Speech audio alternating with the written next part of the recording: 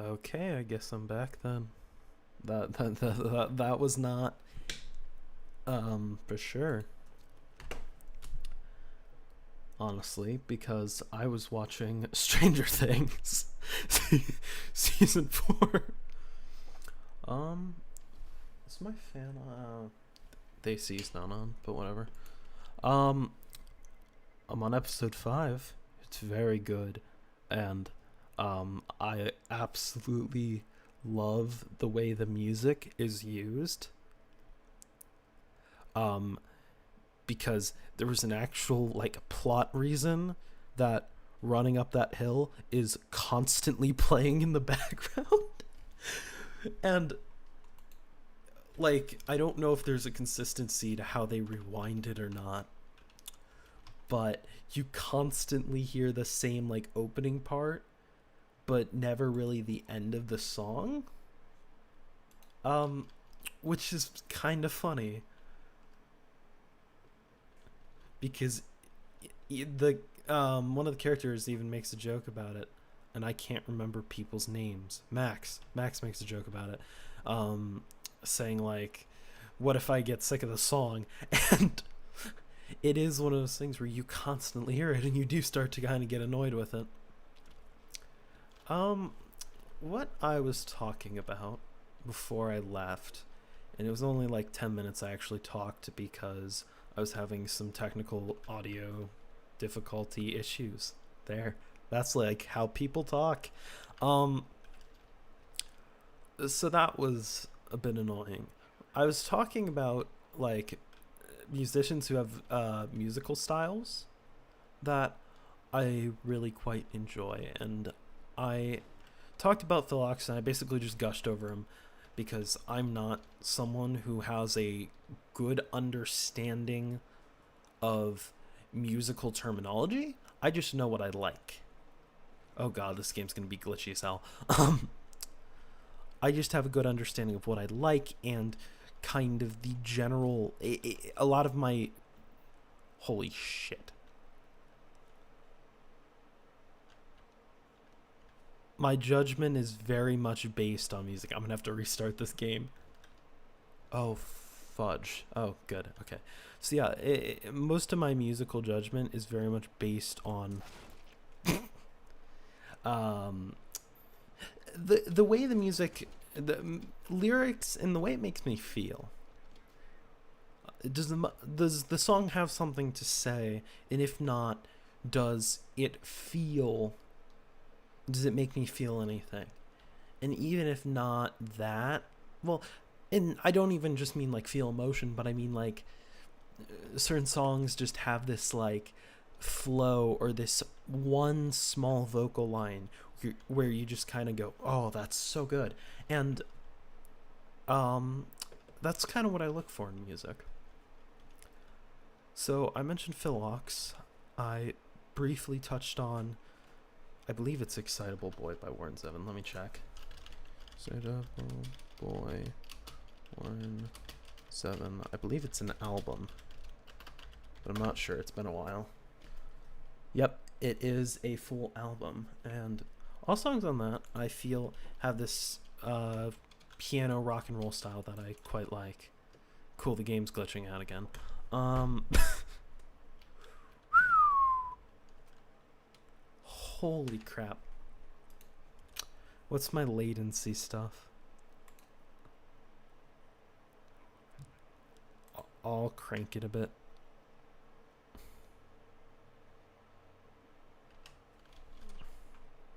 Oh, that's really not working out well.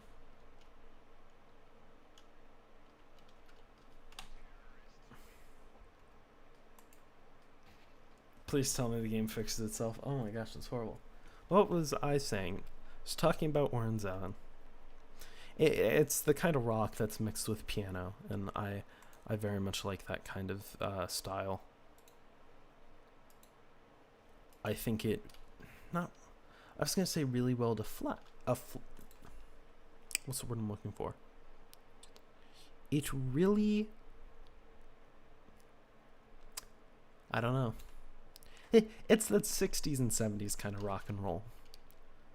Not to say I don't like 80s rock. Like there's something about that.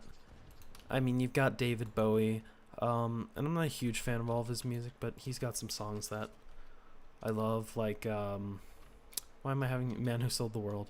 It's great. A lot of his space stuff, like Starman, and oh my gosh, I haven't listened to music and those songs in so long, and I can't think of what the other song I'm thinking of. Ground Control to Major Tom.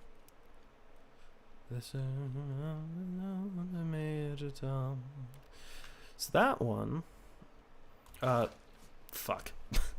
I'm gonna actually switch game lobbies if that's possible.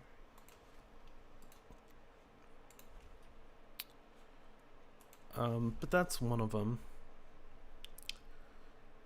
And now I lost what I'm talking about. Oh yeah, so I just gushed over Philox, but with Tom Lehrer, your best ping.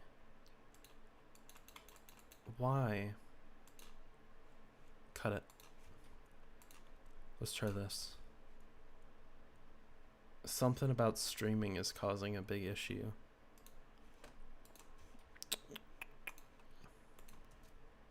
We'll see how that runs. But I briefly touched on Tom Lehrer and his kind of style of contradiction, which is something that can be found in both Philox and Tom Lehrer's music that I liked. And Tom Lehrer, though, he has this like kind of twang to his voice, which is also something I quite like in a lot of artists. Is basically peculiar vocals, and by peculiar I mean like not really, I wouldn't say not mainstream, but basically unexpected. When you have someone with a very unique voice singing, I think there's a lot of potential. That's loud. Shut up, Carlos, I killed you.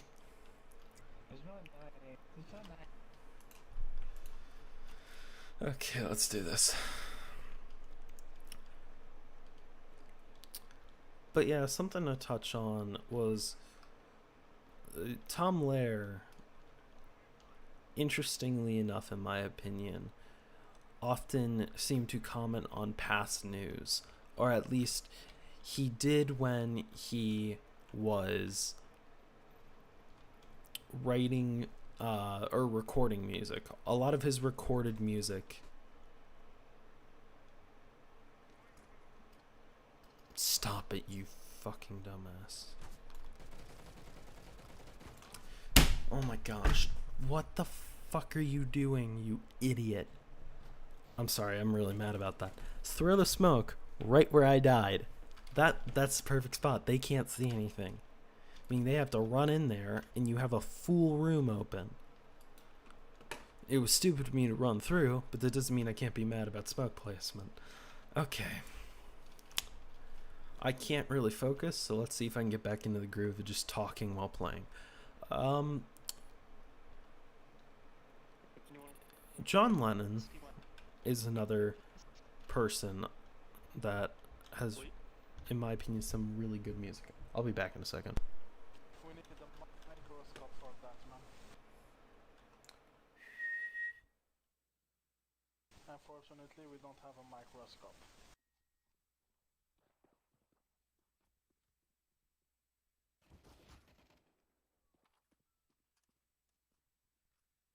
Ese cabrón va a valer verga. Hijo de perra!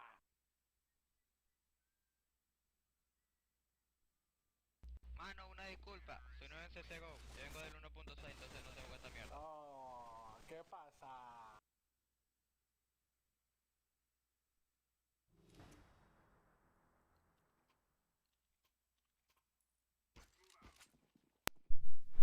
Okay, there we go.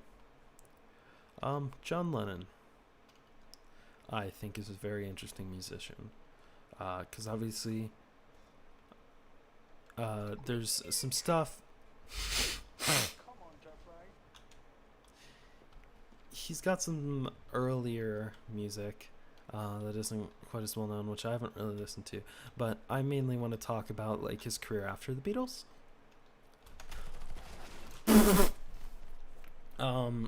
Because that is very much the kind of rock music I like, and even some Yoko Ono stuff. And she's not the most popular person, but even some of her stuff, like, I really quite like. And though she's very much an avant-garde artist, I've never heard someone who can sing like her. And I don't know if I'm not. Jesus. I don't mean. God damn it. I don't mean it as an insult to that music. But I'm gonna turn my audio off.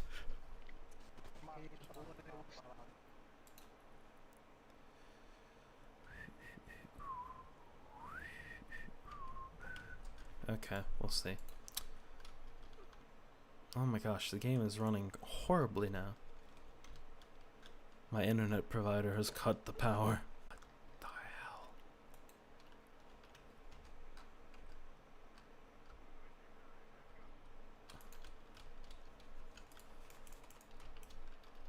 Okay, we're restarting CSGO. Her voice. Let's see if the stream crashes so I can say what I wanted to say. Yoko Ono's voice, to me, often sounds like a Vocaloid. Which I think is very interesting. But during that era, John Lennon,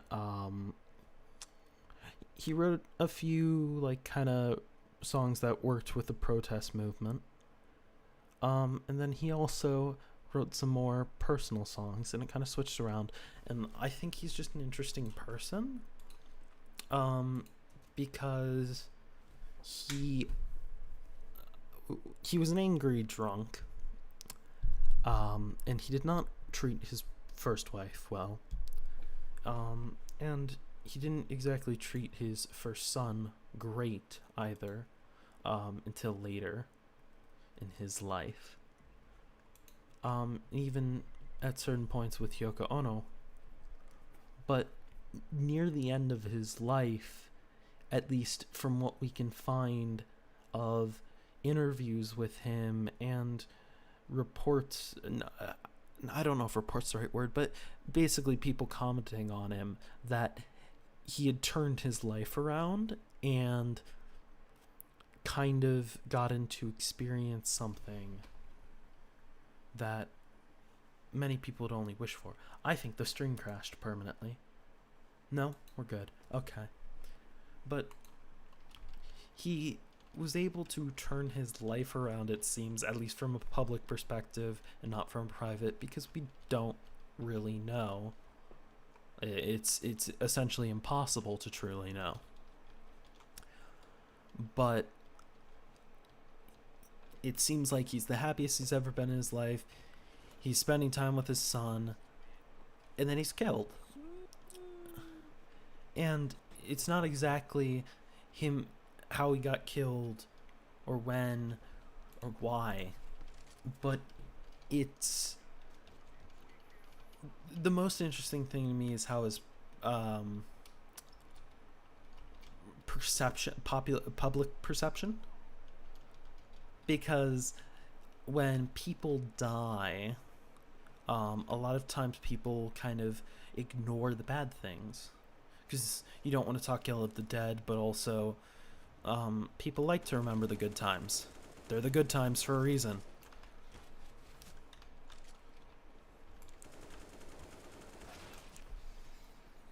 And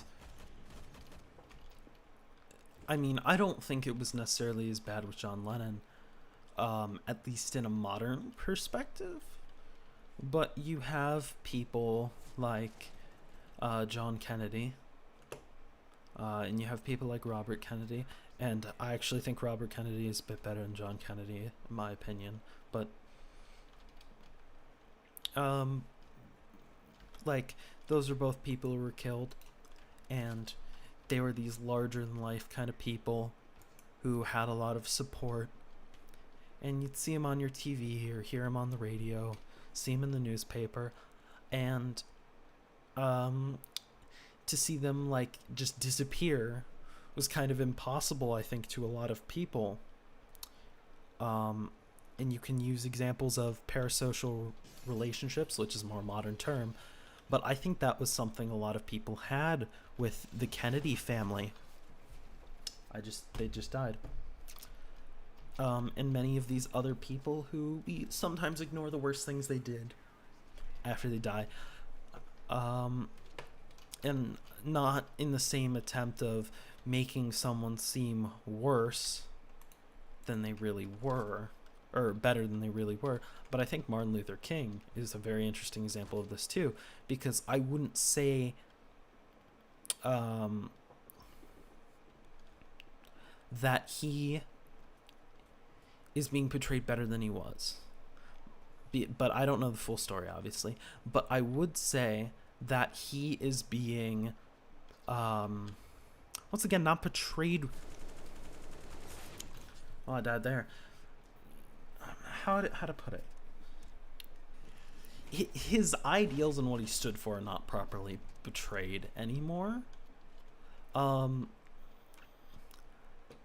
Because like, at least for the school system, he was the leader of the civil rights movement, and yes, he kind of was, but he wasn't the only member of the civil rights movement. There were other people. He was a small part, and he kind of gets represented as this single figure of the civil rights movement. And I think anyone who actually experienced the civil rights movement would agree with that. Now, obviously, I wasn't born during civil rights, so I don't know. And that kind of makes it stupid for me to comment on, but I've formed my opinion with the information I have. But I feel it's often just represented that he believed everyone should be equal. He was Christian, and he believed in civil rights, and that is the person he was, and there's nothing else. And I don't think that's an accurate way we should be portraying people. People do not like to be faced with challenging information, I would say, a lot of the time, especially when that challenging information goes against something they already believe. And like, as I preach this to the choir, but even I struggle with, like, trying to wrap my head around, okay, how could you view it from this point? That makes no sense. It's illogical. But then you believe it, so somehow there must be something I'm missing. And it's very hard to understand other people. But we've got to try, because nothing's going to get better if we don't.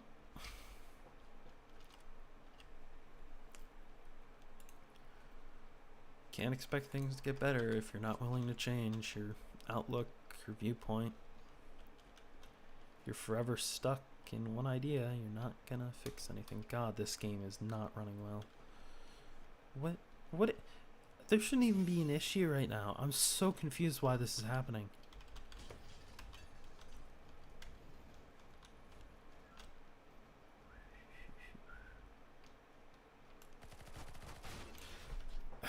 It's so laggy. I'll quit the talking on that kind of stuff, because I know it annoys some people. Not that anyone's watching, but yeah. So I constantly listen to music pretty much. In fact, I would be doing it on stream, but then you get in trouble for it, and I don't know, it just feels kind of weird to be listening to something and then talking to people who can't hear it.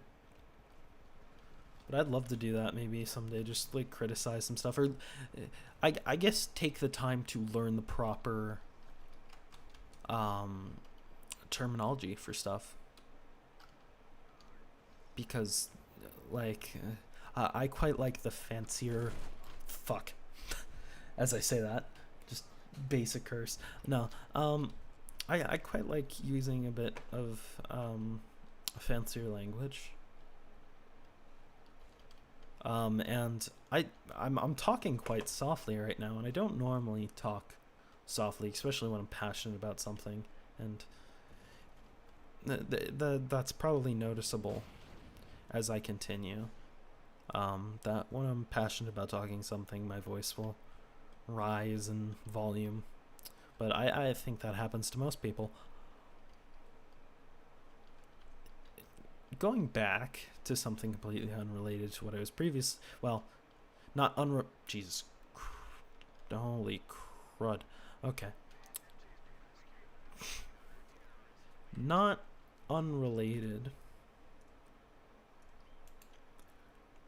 but, well,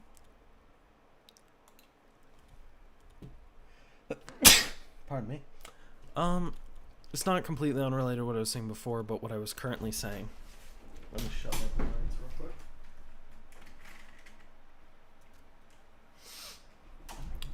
I think parasocial relationships are interesting. Partially because, like a lot of things with the conscious and subconscious, you can realize something, but you'll still, because I like talking about like psychology and stuff, but I'm nowhere near close to being experienced enough to actually be able to adequately explain things to people. But let me think for a second. What's a basic statement I can make that okay, there's the conscious and there's the subconscious. Normally the subconscious is described as things that you are not aware of, I would say, or actively aware of, while conscious is things that you are aware of. And the thing I find interesting is, even if, as far as my knowledge extends, and like I said, I don't have anything, I'm still in high school, I haven't yet taken my psychology classes that I want to take because there's other stuff I need to get done. But humans are very much, they base their actions on habit. In doing things in repetition, because like when you think of motor skills, I mentioned in the previous part to this stream that I could play piano pieces I haven't played in years, but I struggle picking up new ones, and that's because I've always struggled picking up new music for piano. And I always struggle at first unless I'm putting a lot of effort into it. And it obviously gets easier because your mind starts to memorize the proper motions that need to be taken.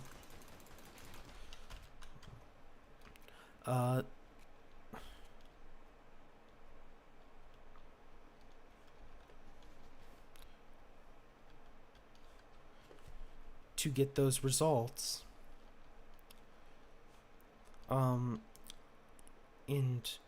humans are, I would say, pretty dang good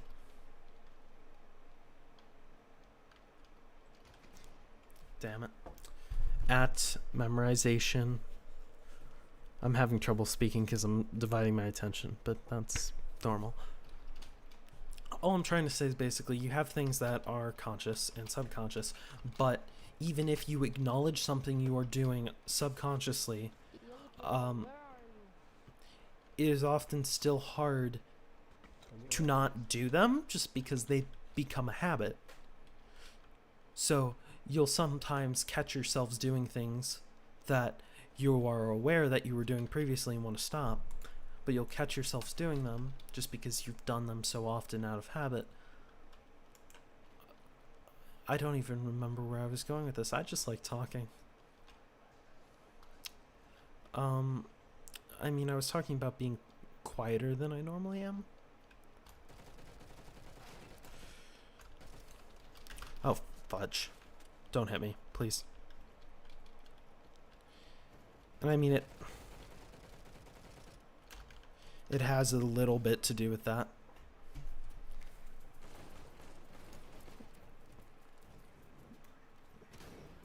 Ooh, he hit me through the wall.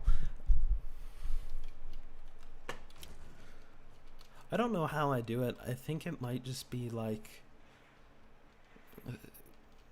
Obviously, I'm talking on topics, but my memory's never been exactly great for like... Well, no, my memory's normally good. Here, this is the interesting part. My memory is normally pretty decent, yet I struggle with articulating what my thoughts are. And I'm not saying like I can't speak, because you've heard me talk a lot, obviously. But I have trouble, like, abstract concepts or things I've learned about. I have trouble explaining them to other people. Or at least, maybe it is clear to other people, but I don't feel it is. I'm not 100% sure.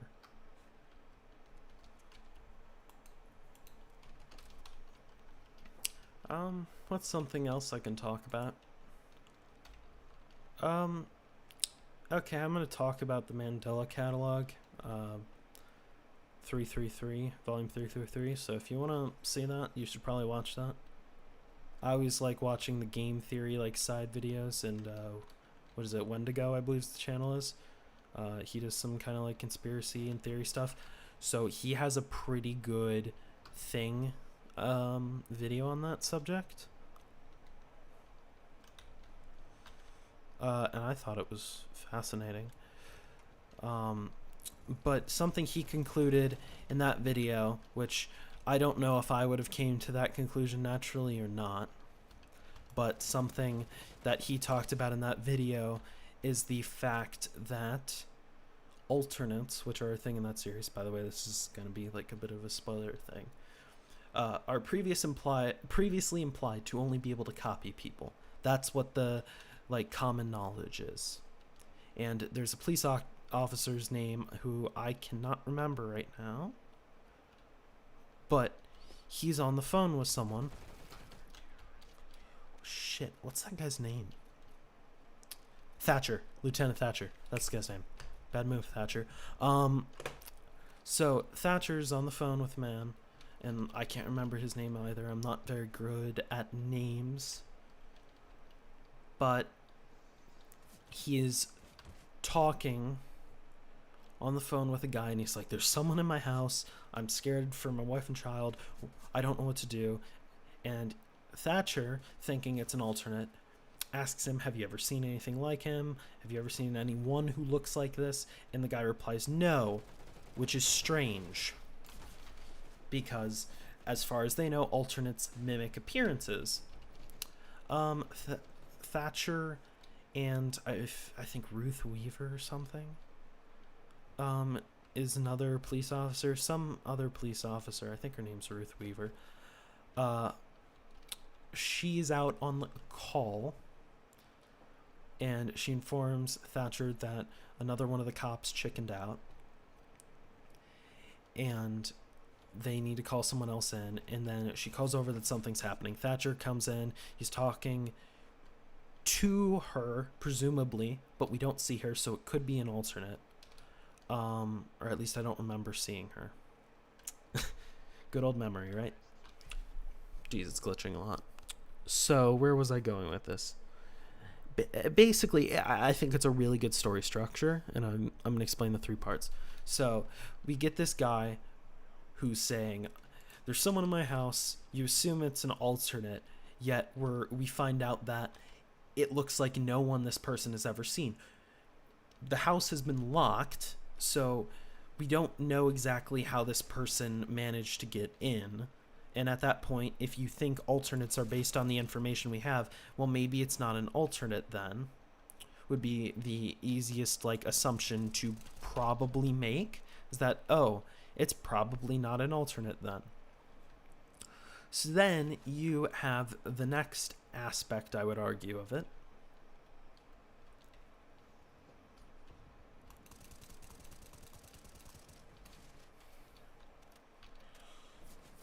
Ah, fudge. You have a thing based on Limbo: The Organized Mind, which is a Jim Henson creation, which I actually watched because of. I'm not broadcasting my voice, so that's not who they're talking to, but that caught me off guard. So you've got Limbo: The Organized Mind character named Stanley. And I actually saw Limbo: The Organized Mind because of the Mandela catalog. I almost said the backrooms.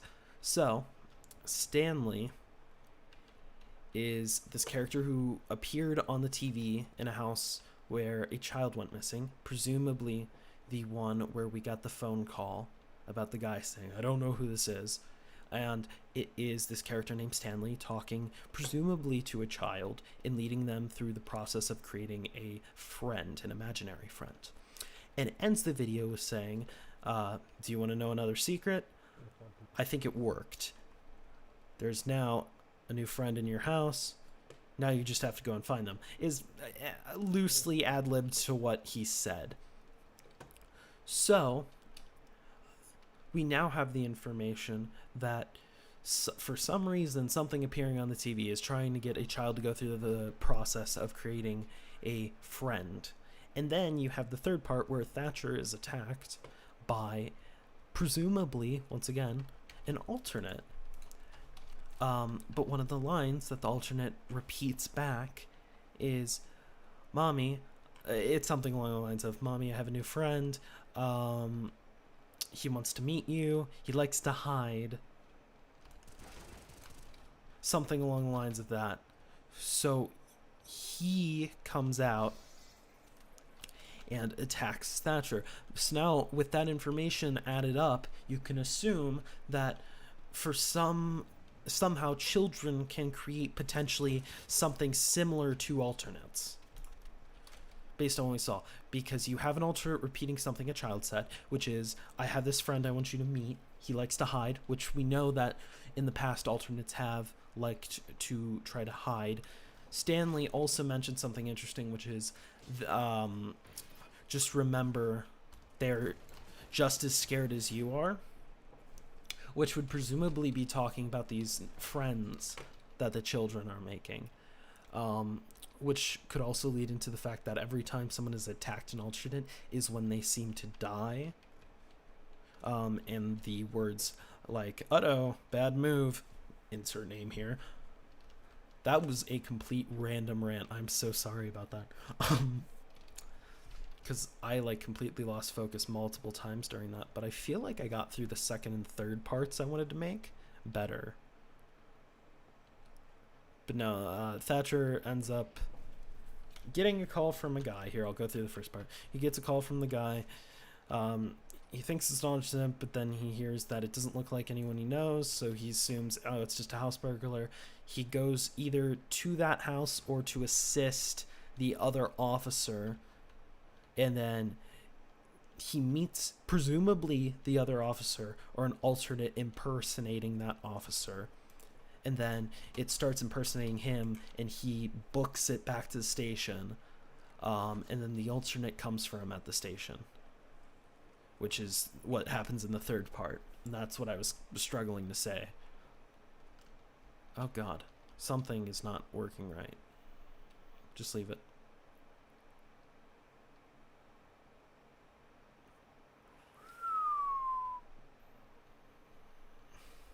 But I always find it interesting because I listen to game theory and stuff, and he has his own ideas on, oh, this is how the story's going, this is what the person has planned, and sometimes I have a conflicting idea to that, and that's kind of how theorists work and whatnot. But it's always fun when you have a conflicting plan because you're like, no, it's not that, it's this, obviously.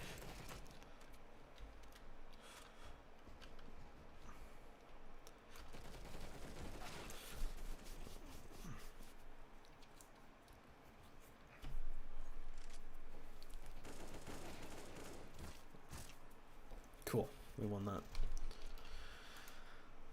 I quite like the VHS tape horror genre, and I've tried to explain it to some other people, and they weren't very receptive towards it. And I think that's partially just because of a generational gap, but also I personally find I've not really interacted with the theorist community, but I have, and I'm not just talking about game theory, I'm talking about all theorist communities, but I have often followed or watched people within those circles. And I always find the idea of creating up theories, and it's something I quite like, because I've watched a lot of media, and probably not enough to be like, I'm an expert in film and novel writing, but I like to think I have some decent opinions. And when you begin to understand a basic story structure, you kind of get good at predicting stories, because they, and it sounds stupid, but I mentioned this earlier, that I have a tendency to be like, it's either going to be this character dies or nothing happens to them at all. And like, obviously you'd be like, well, those are the two extremes, you've covered your bases. But I kind of disagree with that, and the reason for it is there are many other things that could happen to that character, but the way the story is written, those two options are kind of what has been foreshadowed or kind of hinted at through the different methods and like ways they have written it. And I'm sorry once again for going off tangent, but I just kind of want to talk, and like this is kind of a time for me to just like word vomit, so I can kind of get my thoughts out, because like I said, I have that really stupid project I've been working on, but I'm extremely tired of working on it, and it kind of completely, like, what's the word I'm looking for?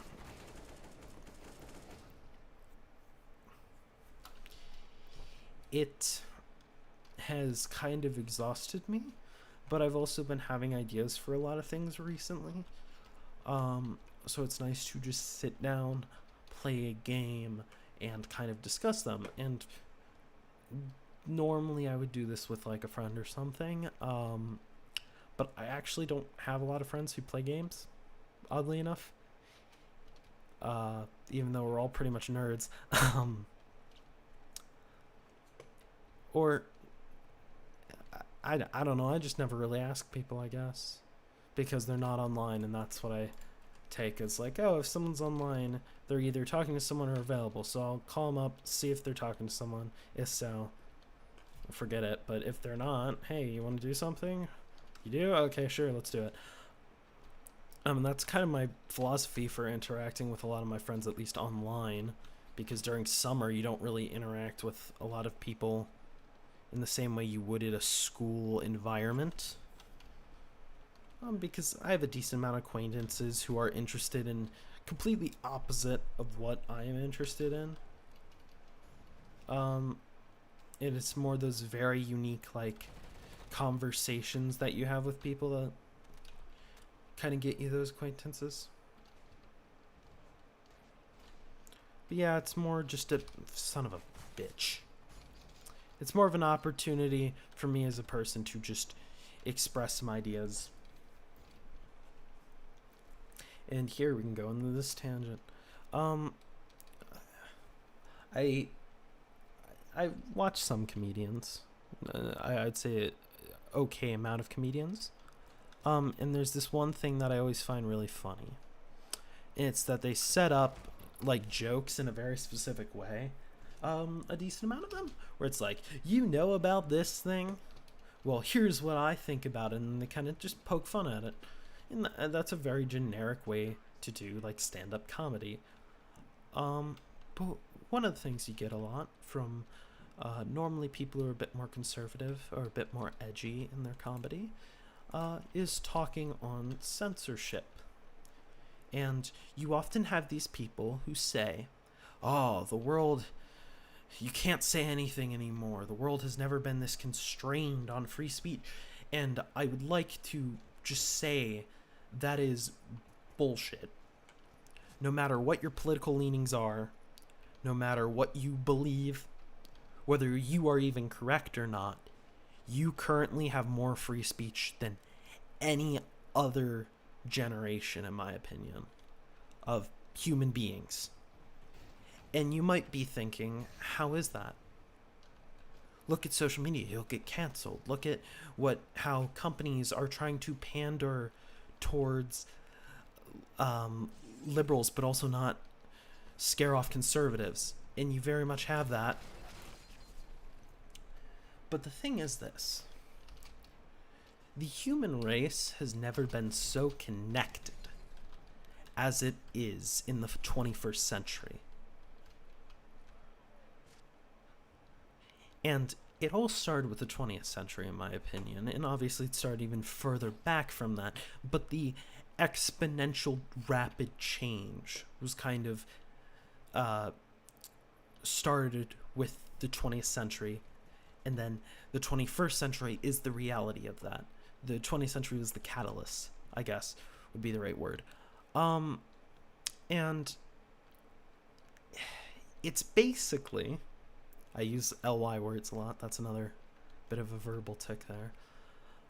How to put it? You have the 20th century. You have new weapons being invented, new forms of travel. You've got the car, you've got the plane, you've got the Industrial Revolution in America, and throughout the 20th century, you'll get industrial revolutions throughout other countries. You have two major world wars, and then you have a bunch of proxy wars. You have a rapid fear of a invisible enemy that may never attack. It could be anywhere. It could be anyone who is the enemy. So you have this constant state of alertness. People are constantly worried, what if they have better technology? So there's a constant drive to push technology forward. And then you get to the 21st, you get to the 1990s, and you have the development of mobile computing, and you have the development of the internet. Two things that will forever change the world in the way we live in it. The internet allows this connectedness that no other medium, I feel, has yet to surpass. And I could not really predict when we will surpass it, or if we will, if there's even something beyond that. But it has completely changed the way we communicate, the way we consume media, the way we live our lives in a very simple manner. And then you have the phone, which allows you to augment yourself with a constant connection to the internet. You can constantly know what's going on in the world. You can constantly find out where you are and how to get from one place to another. You can be in constant communication with another person. And you have more free speech than any other point in history. You do not have a dictator, at least in America. Because not to say there are countries, but the dumbasses who are comedians who complain about freedom of speech and complain about censorship are American, mostly. Or do not live in countries that would do something to them for speaking out. And you know that because if they were speaking out in a country that they weren't allowed to, they would not be alive or telling jokes publicly.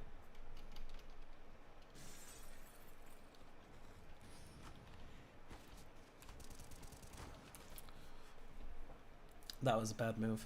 I need some water real quick. I'll get back to what I'm saying in a moment.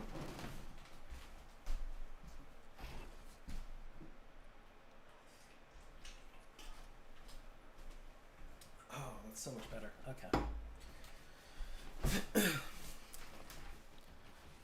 So yeah, you have so much faster transportation of all things: goods, information, technology, people, culture, ideas. And yes, you are on the internet. not going to have the same kind of presence that you would if you were on TV in the 80s, or literally on the TV before the internet was invented. You do not have that same presence if you were on the internet, because you would have had to have been approved for TV or to be invested in for a film. And by the standards of this, the time, what is acceptable has definitely changed in the public view. But at the same time, like I said, the expansion of the internet has allowed so much more freedom of speech that people, if they don't like what you're saying, can comment and say, I don't like what you're saying, which previously people could really not do. It was not something they truly had the ability to do, to comment on and publicly defend themselves in such a simple way. And I think it's absolutely amazing, but it's completely idiotic to say that you have less freedom of speech than you did. Yes, people may not like what you say, but that does not mean they are inhibiting your freedom of speech. You gotta remember, if you're hosting stuff on YouTube, which is a video sharing company owned by it's a video sharing website application owned by a corporation, just like all video media sharing sites, if you have something that they know is not going to be popular or is going to be offensive to a large majority of people, they are not going to put it on their website. They're not going to support you on their website. And people complain about this. And as much as I'd like to say, yeah, they shouldn't, it's not a violation of freedom of speech. Because you sign those user agreements and you are posting things on their platform, which they have a right completely to control. And as much as I wish it wasn't that way, that's the way it is. I'm sorry I went into a rant for a really long time, but I was enjoying that.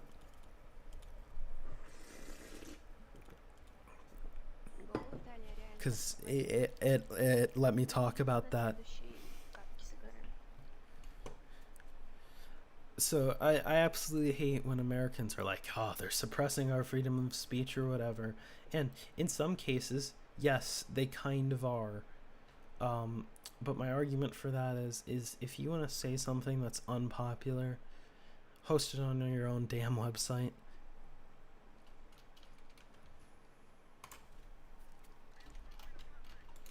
It shouldn't be that way, but it is. So don't bitch to the public masses that people don't like what you're saying and you're getting canceled because you decide to post it on a public site owned by a company with a public agenda to make a profit.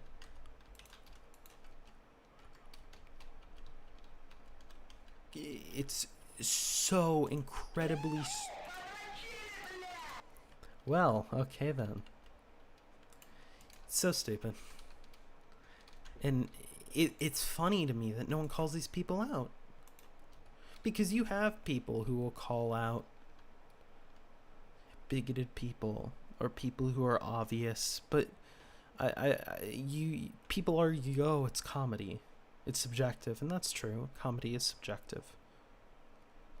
But I don't think that means that there's no...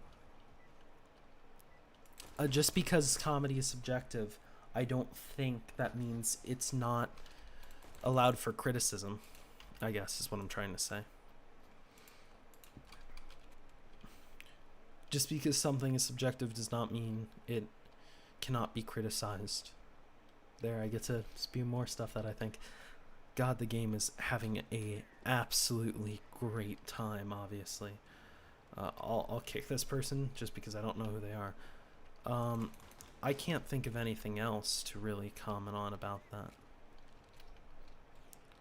But the world is such a fascinating and interesting... Damn it. The world's such an interesting and fascinating place with so many people and so many ideas And I don't understand why people would want to suppress that. That's a lie, I do. People feel threatened because your ideas don't match up with mine. Humans are such a fickle thing, and we say that like we know of other beings that are not, and we create imaginary deities and gods. And I'm not saying real religion, I'm saying the fictional beings within our minds that we write down and produce in movies and media, and we build mythos around them and construct ideas from passion and holy shit passion and emotion and intellectual thought on the nature of life and meaning and the world. And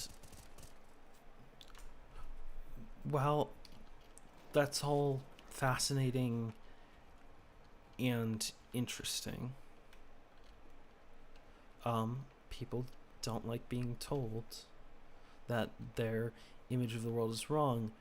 And I think what I was trying to say before, sorry, I just looped back because I kind of lost my train of thought. I think a good example of what I was saying about us creating ideas and saying humanity is fickle in this sense, or we decide too quickly, we hate too quickly, we love too quickly, all these different ideas. I think an interesting example is Doctor Who, because the Doctor is a character who, while performed by a human, is written by a human, is supposed to be a character who is an alien with a different viewpoint of humanity. And I think when you look at things from a big picture point of view, you not just normally, but when you look at things from a big point of view, you see the beauty and Jesus Christ, this man. You see the beauty and the horribleness of the world. And as I was talking about censorship, history, it is so goddamn important. We do not subject our history to censorship, because if we do, how are we supposed to learn from our mistakes? Like I kind of said earlier, humans are creatures of habit. We do things over and over.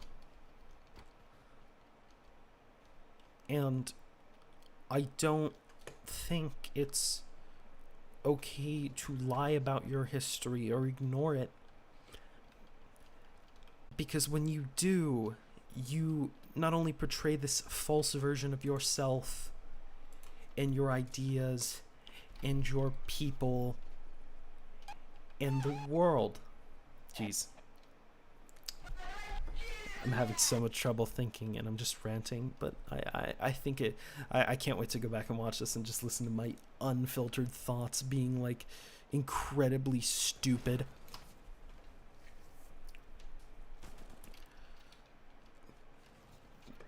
But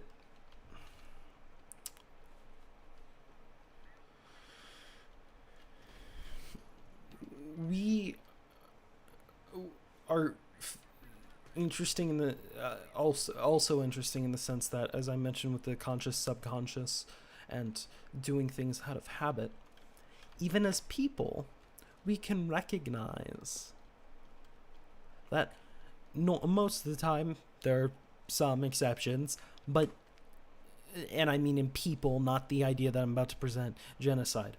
Almost everyone can agree that's bad. Some people don't, though, and I would argue that they are the exception to that. And it's fascinating to me because, like, and I love Doctor Who for it, because Doctor Who sometimes will present hate, and the Daleks are a creature in Doctor Who, and they are purely based on the Nazis. Well, not purely, but they're based on the Nazis, and they are. It's explained later in the series, way later. Yeah, I mean, it's almost 60 years since the show started running, that Daleks fire their weapons by emotion when they feel emotion, and Daleks are basically bred to hate anything that isn't a Dalek. And Doctor Who shows how senseless killing people is because they're different.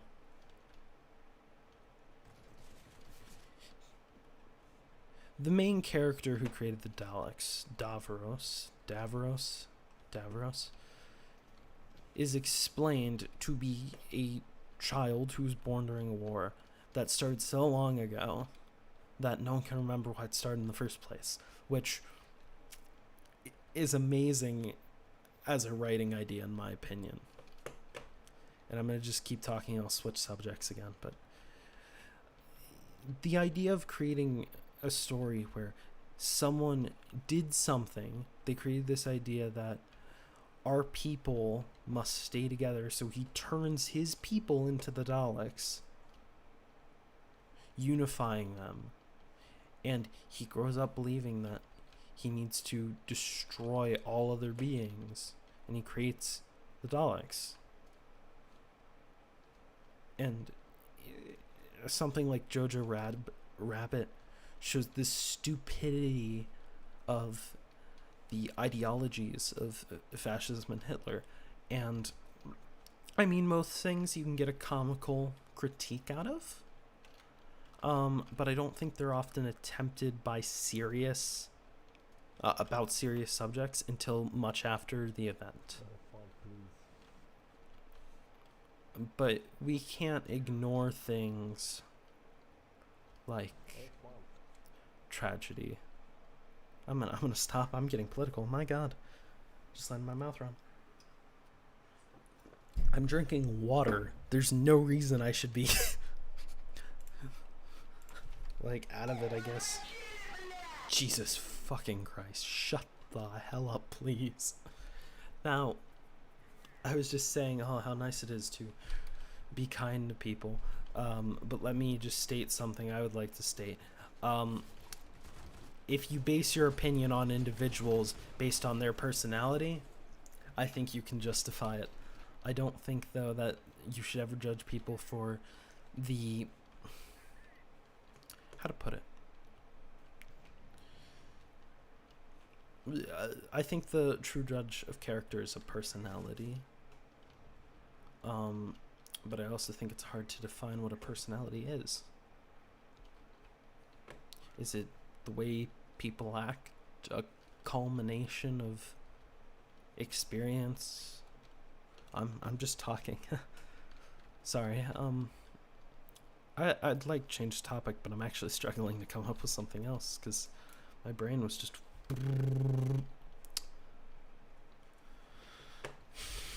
Oh, here I can bring up that little fun fact. I liked the new Thor movie, Thor: Love and Thunder, which people seem to be like, it's okay, but it was too corny. And I can admit that, like, the movie does not exactly balance its themes well. But man, I absolutely loved watching that movie. Like, it was a very fun movie to me.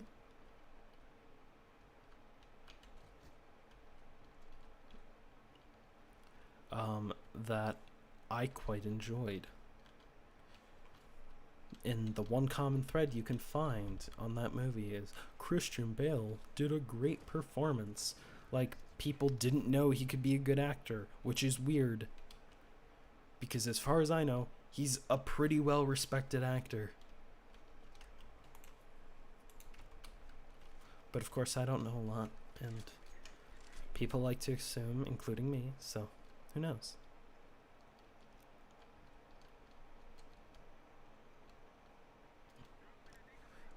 I think there was something like that I personally connected with when I was watching Limbo: The Organized Mind. Because I I find the idea of why people do things and how brain like your thoughts function to be absolutely like I find it enthralling might be a word that you could use. Um, it's captivating in a way to me to think through my thoughts, which it's easier when you have a blank wall to talk to, which I think streaming helps with. Because right now I don't have anyone viewing. But if I do have someone viewing, I don't really know this person. And when you have lots of people viewing, it's more of a congregated blob of people than an actual conscious being, I guess, or what we would consider a full conscious human. It's still technically conscious, but it's more of a mob mentality, I feel. So I think it's fun to throw your ideas against a wall and see what ideas stick, but that also really works well on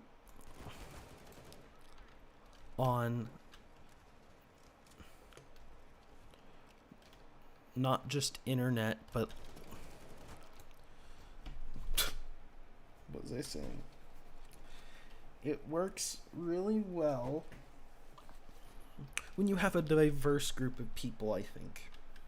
But it also works horribly. And what I mean by that is obviously it's great to get a bunch of different opinions based on yours and see if they have any valid criticism that can be brought up or any points that can be against your idea. But at the same time, you can also get in the mentality of, well, these people agree with me and I'm obviously right, so they're obviously right. And these people have a different viewpoint from me, so they're obviously wrong, which is a extremely dangerous loophole to fall into. And with what I already said, the fast growing of the internet and connectivity between people, and you see that in culture, we hear the world is more politically divided than it's ever been, and I would argue that it's always been divided. But you didn't hear about it because you lived in a small community. And you... yeah, it's kind of annoying. But you people lived in small communities. You wouldn't hear viewpoints outside of what your elders thought. And those ideas of...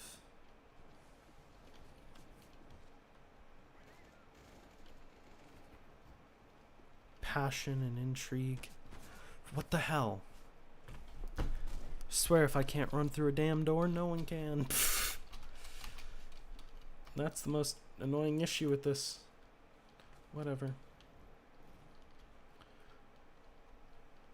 In it all, what have I said? I find people interesting. I find ideas interesting. I found music, expression, art. The fact that people can create entire worlds in their head and then manage to write them on a piece of paper, which can be understood by other people.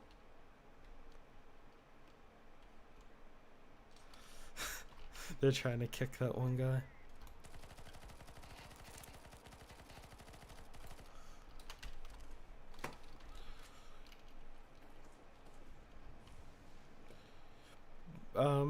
Limbo the Organized Mind, I think, is a fascinating piece of art. I was gonna say piece of work, which is true, but because it's a bit visually disturbing, in my opinion, and I think the opinion of many people who saw it, at least from what I got publicly. But the idea of organizing your mind is interesting to me, and I personally would never be able to do that. But the eye of being able to be like, these are my good thoughts, these are my bad thoughts. But also, I think Limbo the Organized Mind points something interesting out. Because at the end, he goes, during the period, he introduces it, he explains how he can organize his thoughts, and then he goes in, he shows good memories. He shows his family, he shows bad things that happen to him, or evil thoughts, different sins that are thoughts within his mind. But he then tries to show, oh, my best memories. Yet he's encountered by a mishmash, and I don't know if this is the message or not, but it feels like kind of one of the things is the mind isn't able to be fully organized, because like, and if it's not that, maybe that your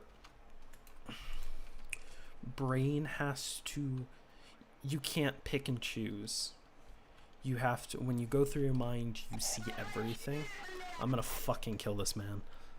Oh my god.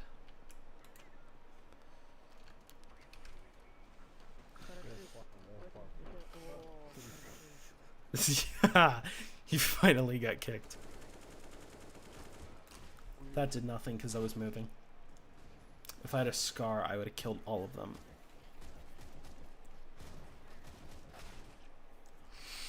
I'll change my gun next round. Okay, other things I can talk about. Oh god, do we have someone? No, we don't have someone good. There was a view, but not now. Yet, not yet. Maybe in the future, but possibly in the past. Who knows? The present is illusion, and reality is all about perception of the world around you. Time is relative, and based on one's perspective, we can slow or speed it up as needed.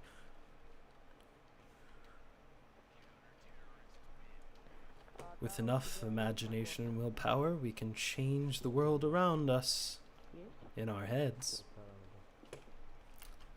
Who knows, with even enough, you could change the entire universe. I don't know. That was just a thought. I'd love to do something with Limbo the Organized Mind, but since it was directly an effect of the Mandela catalog, like me learning about it, I feel like it'd be not disingenuous, but I feel like it would be resulted in. I didn't change my gun. I feel like it would be a result of me watching that, and I don't feel it would be genuine. But I would love to do. I'd love characters who are strange. That's one of the reasons I love Doctor Who. It's a character that you show any normal person, you'll be like, yeah, he's kind of weird, eccentric. But I think the weird and eccentric people in life are fascinating. Because society has expectations of this is how you think, this is what you do.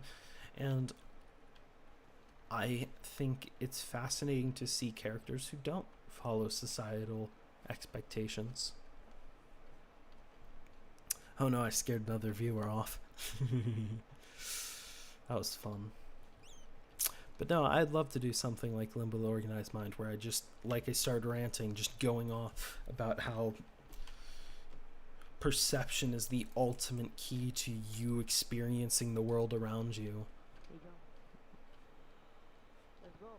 I mean, I think that's why people in the 60s were so big on LSD, is because sure, some people had smoked weed, sure, some people had smoked cigarettes, but like psychedelics are one of those things where it just the world is based, like I said, to you the world is based on perception. So if you take something that's a psychedelic, your perception of the world changes, and thus your experience of the world changes as well.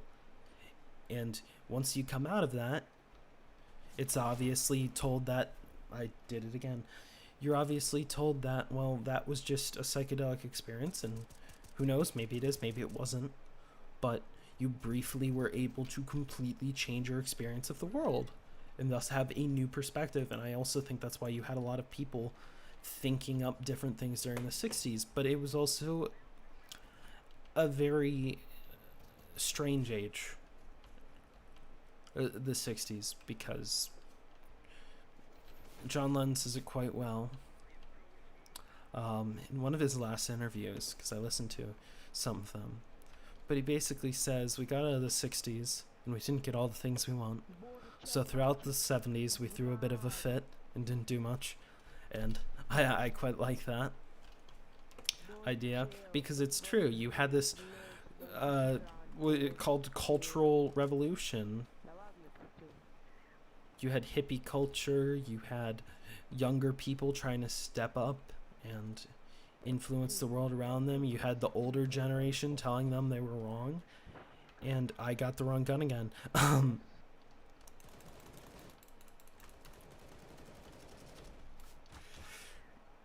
Yep.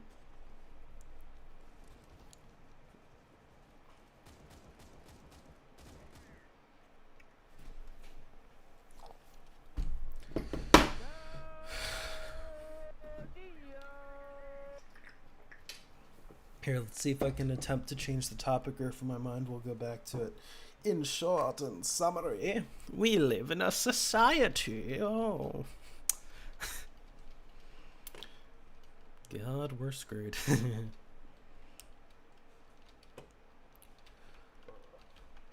Cause I'd love it if we made it. I like that song. What is it by 1975? The lyrics are fine. It points out a bunch of different stuff, and I'm sure if I looked into it, I'd be like, the political meaning and representation. But to me, it's more. God, loud. I love the idea of just the sentence. I'd love it if we made it. I find it interesting. Because I think the sentence "I love it if we make it" implies that there's almost an expectation for something. I really need to turn my air conditioning on. The computer is actually heating up my room, and there's no insulation between the garage and my room, so woo, we're getting a little toasty. But I'd say that's a pretty good way. I've been going for an hour and 12 minutes. Can you believe that? The audacity of a person like me to talk for an hour and 12 minutes on state of things that I could not possibly understand.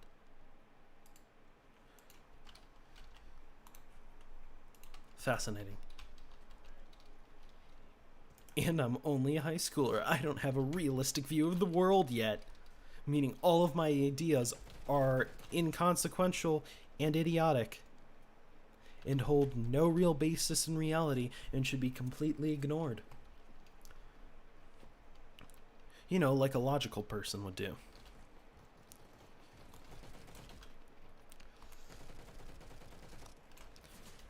Because how could I know anything?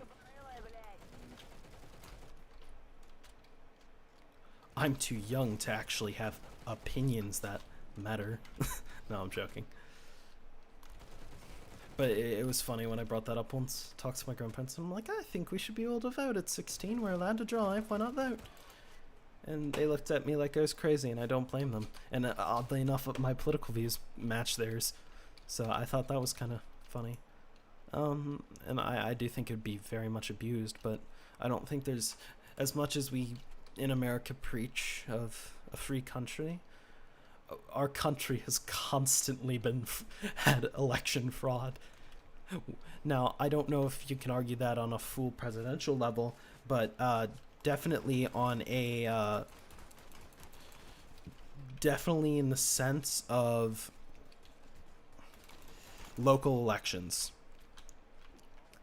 And there's a bunch of theories on Edgar Allan Poe, who wrote the poem about the raven, quote the raven nevermore, the raven that says nevermore, you know, and he's talking about like his lover that died, and he's sad.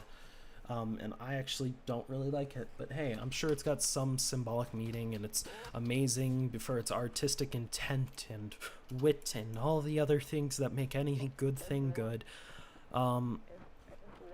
But one of the ways it's believed he could have died is due to being forced to go and vote, and then getting beaten up, and then forced to vote, and then beaten up and forced to vote. Quite loud.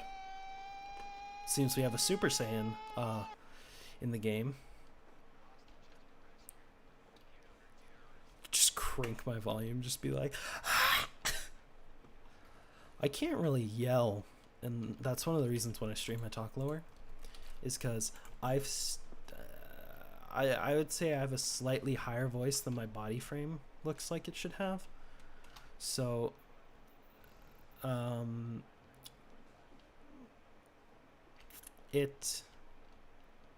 don't know. But in truth, do any of us really know? The world is a complex place, and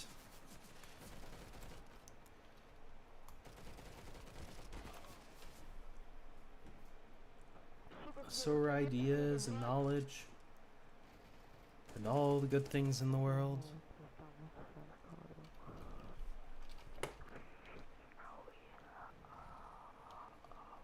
I've said so many things that I'm probably gonna regret saying in the future. Who knows? But that's another thing.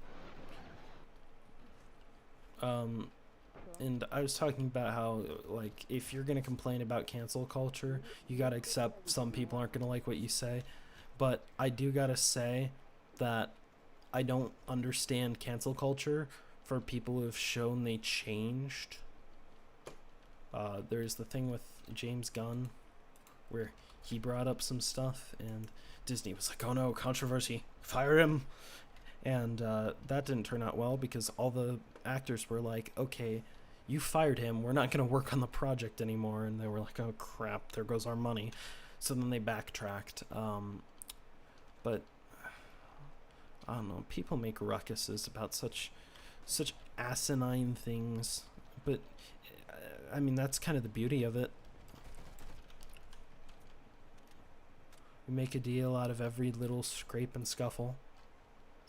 And hey, it always gives you a conversation piece to talk about. Nothing else. I've always questioned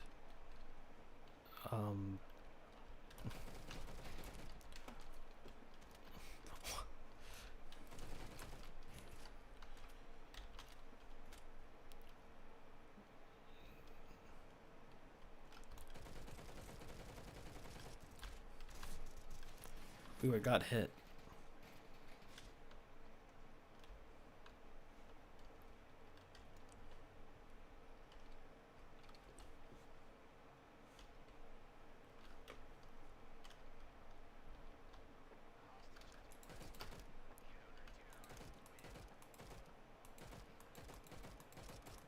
Haha! I got him. I'm really happy with that.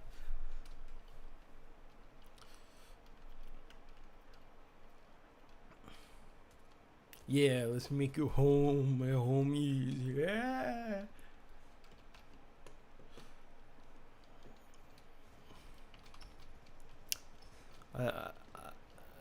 Something, so along with my personal beliefs on a lot of things, obviously, if that wasn't clear, I find stereotypes to be interesting, and the fact that there seems to always be this, like, I always find it interesting when you have people assume, I guess. And I think that's also part of human nature. It's just, this is the information I have, and using that information, this must be the answer. But it's something we could do with less of.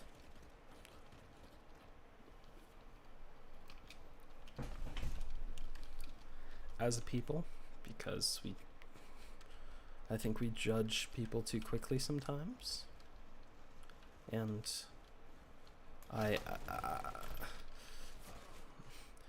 you know, and there's kind of a hypocrisy to this, and I'm gonna be like killed or something for saying this, but like, obviously you might argue there's a severity in difference, and obviously you can argue that the world is meaningless, and a bunch of different things. You can argue anything, even without facts or any basis in reality. You can argue. It's just two people discussing two different beliefs. And to have a belief, Jesus Christ.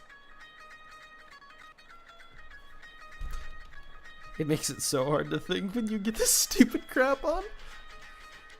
Please don't play the entire thing. We'll see how long it takes before this stops. If not, it doesn't stop soon. Did it end? Good. Okay, where was I? Oh my god. I can't. People assume too quickly. That's what I said. Okay, cool. Why did I say that? Because people assume too quickly and it can make them judge people, and then they may never meet them, and then they'll never realize what good people they actually are because they just assume they're bad people. But it makes it hard to judge people, and we like to judge people on one singular thing, and some of them aren't that bad, and some of them are, at least in our perception. And that's kind of the thing I was saying, like, oh, that's kind of hypocritical of us, isn't it, when you think about it? Because, like, obviously, you shouldn't judge someone if they love someone of the same sex. That's stupid. Let people love who they love. I don't see why that's an issue. And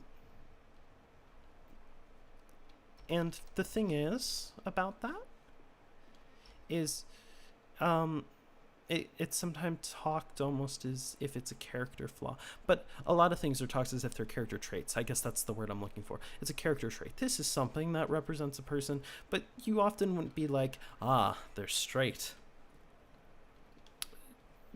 Just a bit weird on that end, wouldn't you think? I don't know. I'm trying to think of what I wanted to say, but I can't say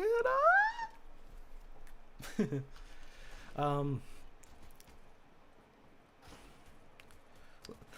Let's start from the beginning and do it all again. Let's give all the speeches on all the beliefs I have, so that way I have nothing else I can comment on. Woo! I'm so happy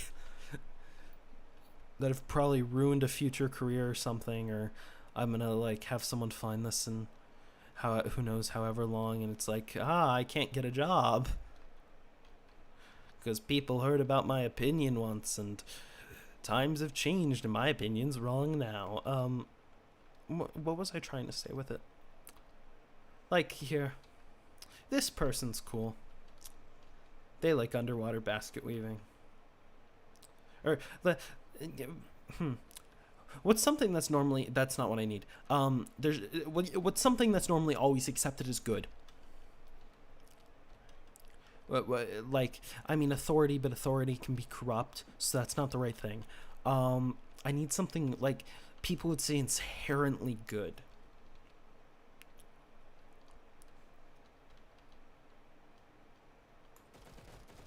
And I don't know what I'm looking for in that manner. I might say someone is good, a nice person, a kind person, but they're a murderer. And then you think about that and you're like, oh, those are inflicting. And there's a lot of people in the world who are very kind people, but they have intolerance to certain things. And then they're not so kind. And I mean racism, sexism,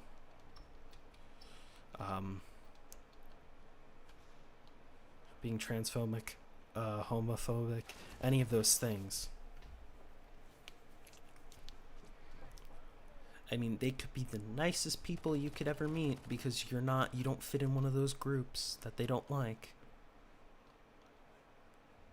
But, I mean, everyone's got a bit of an evil side to them, but I think it makes it hard because you're like, well, they're an absolutely shitty person in this aspect, but they're all around pretty nice. So, I think it's unfortunate, and I still would support this, that a lot of times you just gotta be like, they are a majority of, like, we give different values to things. Like I said, you might have the kindest person in the world, but they're racist, so they're not kind to certain type of people. And my biggest point is I think it's hard now. Because you find that out and your immediate kick responses are either, well, they're my friend, or I can't believe I'm friends with someone like that. And it's a interesting thing to consider, I guess. So I'm trying to say, I'm sounding like emotional. Nothing has happened like this. I'm just trying to think it out. And I really can't properly. And it's getting on my nerves, honestly, that I'm struggling so much with what I want to say. It's just unfortunate. This person said this one horrible thing, but they're not overall a horrible person, but by the standards that I have abided, I should probably treat them with scorn. That is certainly a shame. But also at the same time, I completely support that idea, because as much as that person may be a kind person, a nice person, someone who is amazing in their own right, unless you being friends with them is kind of supporting them, but at the same time you want to hold on to that hope of, oh, they could change, they could be better people. And it's hard, I guess. I don't know. I guess the only real experience thing I could talk with this is there is a kid I know. He's probably more conservative, I would say. And he was kind of bullying another one of my friends. And it's like, well, obviously I enjoy talking with both these people. We have both have interactions that I enjoy interacting with them with, but then is being a friend to both people bad? Because, like, if I want to pick the morally thing that I would pick, it'd obviously be go with the kid who's being bullied. But it's also that hesitancy of, like, they don't treat me like that, and I enjoy their company. Do I want to give that up? It's just such a complex thing, like, mentally to consider. I mean, all things are really, when it comes down to it. We don't know what we think or want. We're complex beings with different thought processes. I don't know. Where was I going with this? Nowhere. Sometimes you sit down and you start talking, and what you say doesn't have meaning, or is a specific meaning to you, but my thought is maybe it could have a specific belief to someone else, or it could influence someone else in some small, minuscule way. Move quickly, guys. Move quickly. Like I said, I just like talking. I like expressing my viewpoints. I like getting feedback. And I'm not exactly a great person with negative criticism, because like all people my age, I think I'm right, and I think I know what I want and how the world should be and how people should be treated, and people disagree with that, and that's the way life arguably is. Game's frozen, it would seem.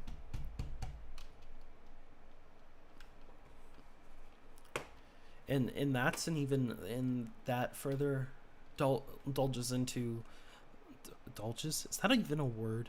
Divulges? Divulge. That further dives in. I think dives is probably the word I want to use. Dulls into it. Dulls? Dives, but I feel like I've heard people say dolls. What the hell? Okay. But I think that further dives into what I was saying about conscious and subconscious. I'm completely aware that my thoughts are irrational sometimes. There are times where I'm just being extremely moody and being kind of a jerk, and I can completely and totally understand that after the fact, but in the moment, it just doesn't click. I'm someone who does not do great in like overly hot weather. And what I mean by that is I get like more irritable when I'm in hot weather. There is a great thing by like one of the voice actors who finds different like memes and stuff, and they voice act through them. I don't know how to say his name. It's like Giorgio or something. Giorgio. What's his name? I kind of want to look it up now. He's been in stuff. He's been on a Maxor video. Gianni Matragrano? Gianni Matragrano? One of those guys. And it's just like... It's... like, I'm gonna kill someone disease. Symptoms. It's a little bit too hot outside for a little bit too wrong. And I completely understand that. I'm extremely irritable. I do not live in the greatest state for weather consistency. It has been Christmas and been like about 60 outside. And I don't know if it's been summer while I've been alive and it's snowed, but I'm sure it's been pretty cold before.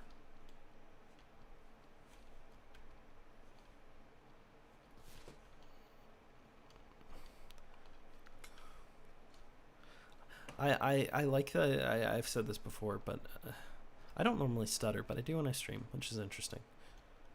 I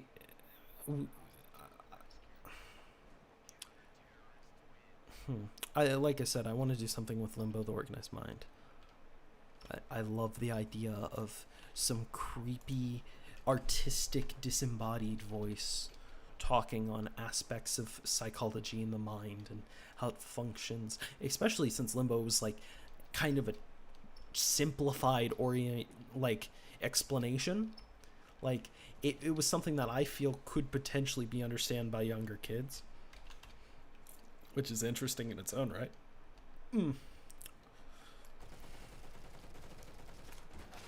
Well, that was cheap, but whatever. But along with that on Limbo, people have a tendency. My voice is cracking. I think it's a bit wavery now. But can I do that? Yep, it's there. Okay, I can do that pitch, and it sounds like this. I ain't happy. I'm feeling sunshine. In a bag, I'm useless, but not for long. The future is coming on. That wasn't what my intention was, but hey, it turned out that way. No, but I think something that's interesting about parasocial relationships, or at least I feel, is that you sometimes pick up habits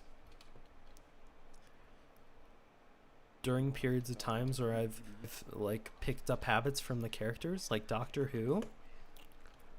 I absolutely like I like the newer Doctors, and I would love to watch the older ones, but like Matt Smith is probably my favorite Doctor, and I wouldn't say it's like, oh, it's so well acted or something along those lines, but I personally just find him like, he's so excitable, and I love the idea of a crazy immortal character with that like kind of, I don't know, he has a serious to him that I don't exactly think fits. Whenever he's serious, it doesn't exactly fit, but from the clips I've seen of Sylvester McCoy, he matches what I'm talking about perfectly, where he's very much a character who seems like very silly and comical, and then on the flip of a dime you realize, oh, he just got like 20 snipers trained on me. Oops. And I love the idea of characters who can outthink their opponent, but at the same time, when you have to outthink your opponent, you have to think up as a writer of how is this person going to outthink an opponent? What information and tools would they realistically have to do this?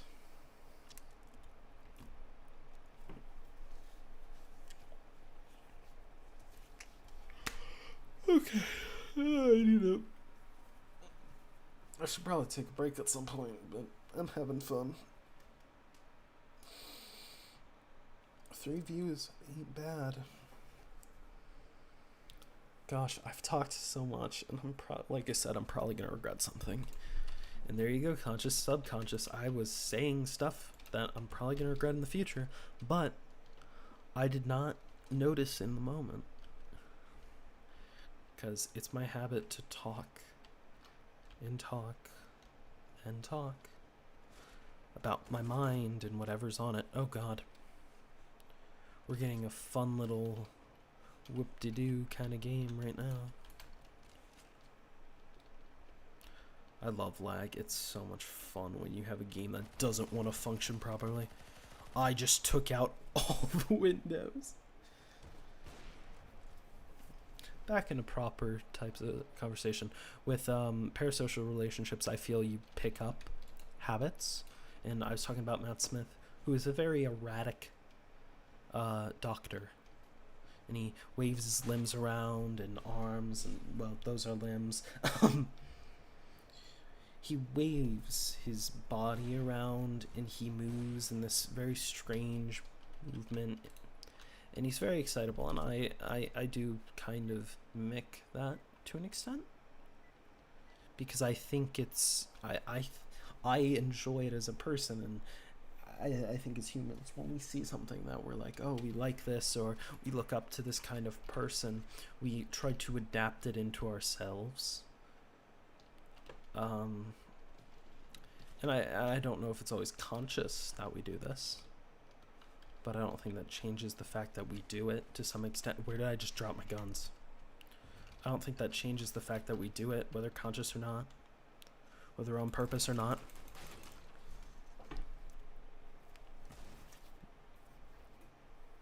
See, did I hit this man?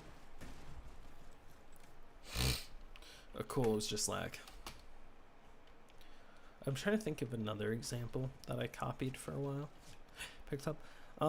Sometimes, and it's not a good accent, I'll say that much, but I transition between like British, Irish, whatever, I don't know, something within the Great British Empire of like the 1700s.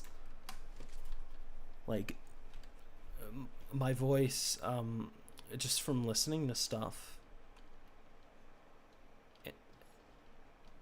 and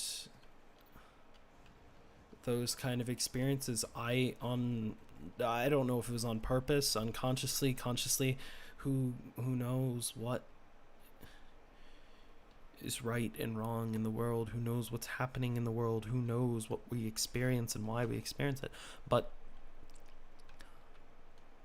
I had that where I sometimes slip into a bit more of like I the best I could explain it is a slight British twang.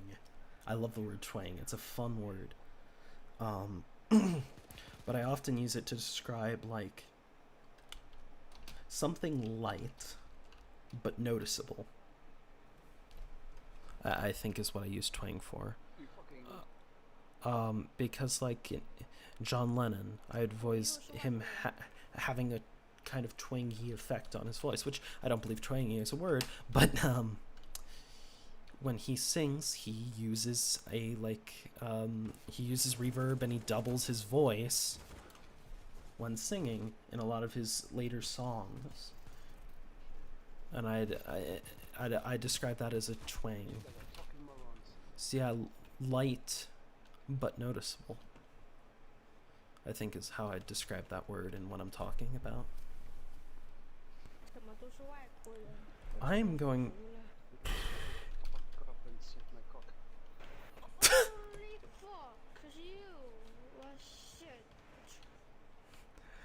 It's fun listening to Siska.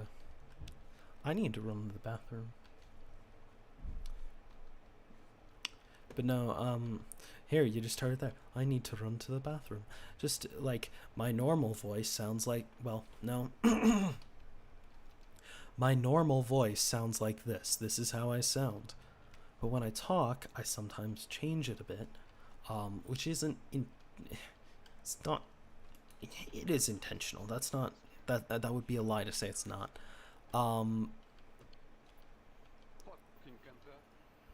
But I add a little bit of a change randomly. And one time I was having an argument with someone, and I just slipped into being like, I don't even remember what I said. I was like, I was just yelling, but it was with like a slight British accent, and it was the stupidest thing ever. That was my fault. That was bad. I'm gonna run to the restroom real quick. I'll be back. Hopefully.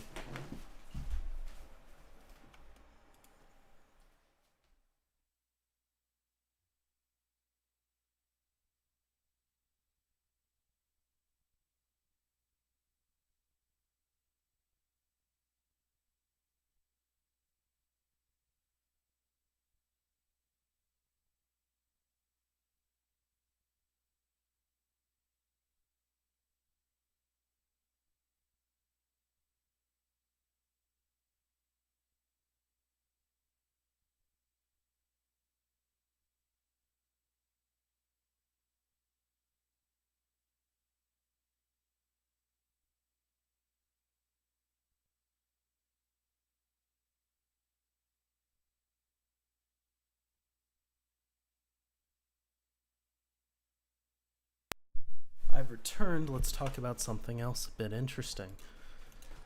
Okay, something I just thought of is scientists, old scientists. I would love to be an old scientist. Not like during that time period, but what old scientists were like. Because older scientists were not like, oh, we specify in this field. And maybe it's just because as a people, we've come so far in all these different subjects and sciences that it's like, oh, to be adequate at this field, you have to devote your life to it. But I absolutely love those older kind of scientists. Yeah, I took chemistry. I absolutely despised it. But throughout that, I found a lot of interesting little, like, tidbits. And a lot of these chemists are these... They're older fashioned scientists. And, like, for example, I don't even remember what this is for. Some guy bought a radiation gun, which is a block of fucking lead with a radioactive isotope in it.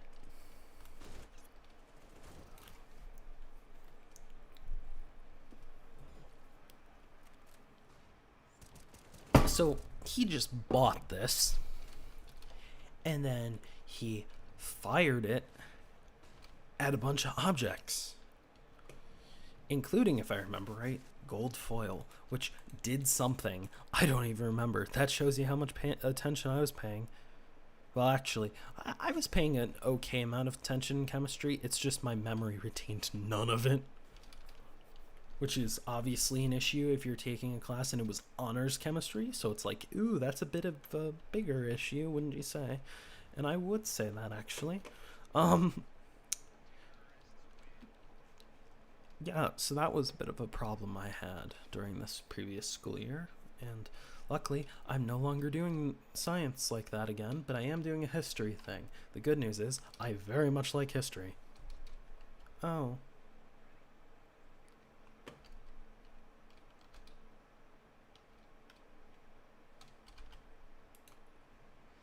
They're trying to kick me. Cool.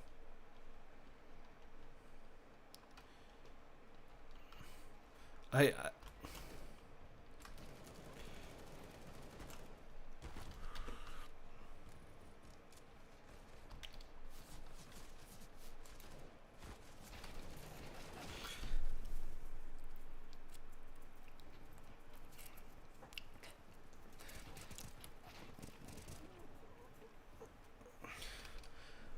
why? Why am I trying to be kicked? What did I do? What did I do to them to Make them treat me this way. I've been here longer than any of you. No, that's not true. Someone's probably been here longer. I could check, of course, but then it wouldn't. Well, I could, but I don't want to. I think that's also something. That's something. My voice. I think that's something. You can tell I haven't talked a lot because my voice is starting to crack a bit more. But no, I don't think a lot of people, in my opinion, talk about their, like, not their thoughts and ideas. People talk all the time about their thoughts and ideas. It's called a job. But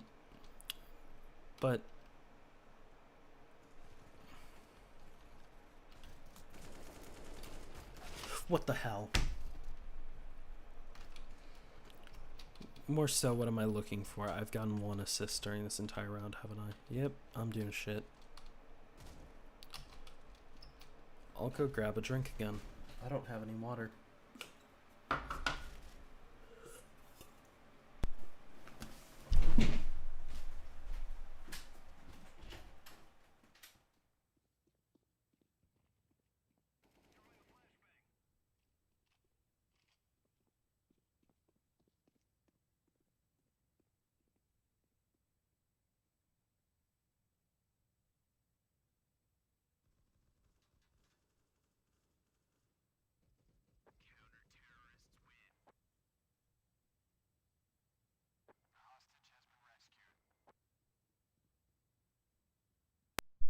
So,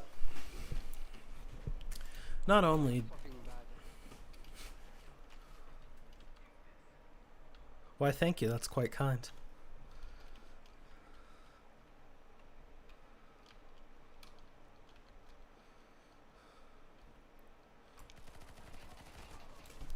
Well, that was bullshit, but hey.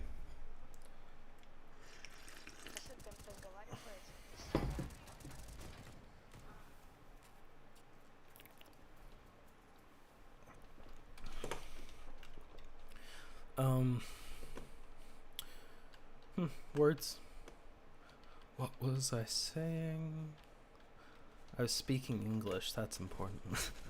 Here, I can do, I take Chinese classes in my high school. I'm not great, but hey, I've memorized the stupid John Cena, like, first 3 lines he says for the, Bing Chili.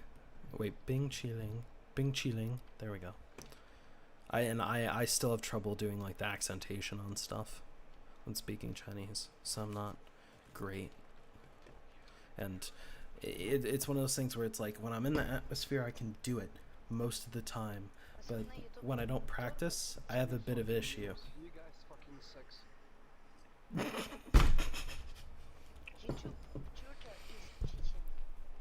Because as all people know, Morbius fans. God, there's that... Here, Matt Smith. There's that scene in Morbius with Matt Smith where he's dancing in the bathroom and someone jokingly did, like, an analysis video. And there's just that one line where he's like, and as all people know, Morbius fans have sex. And it's... I don't know what it is, but the fact that while he's speaking throughout the entire, like, quote-unquote analysis, he's not able to say, like, any of the lines without laughing. And I think that's just a group.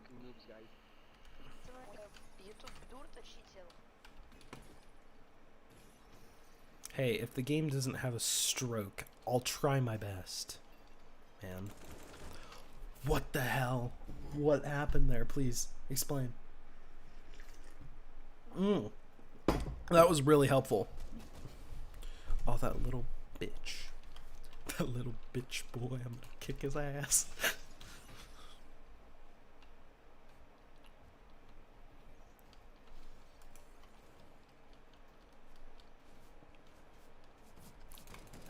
Fuck.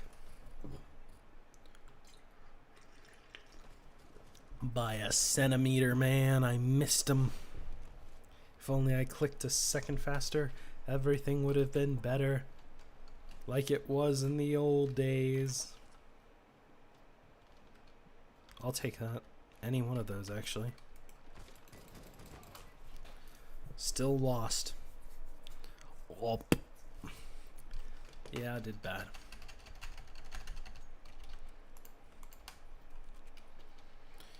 The dual Berettas are great if you can catch people off guard. Because it takes a lot of shots, but they probably have the most controlled... Here, balance-wise, they have the most controlled... Balanced... Well, no. Ratio of balanced to firing rate is probably this gun. It probably has the best balance of that out of those aspects. Of course, you can do it with other guns. But then where is your sense of adventure?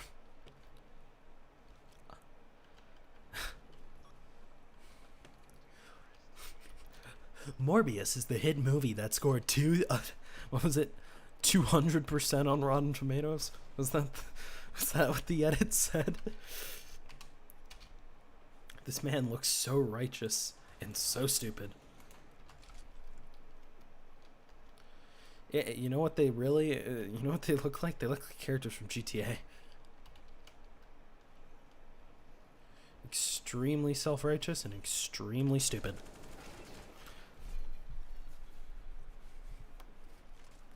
Ooh, I got to have a bit of fun. Let's see. Tell me what happened.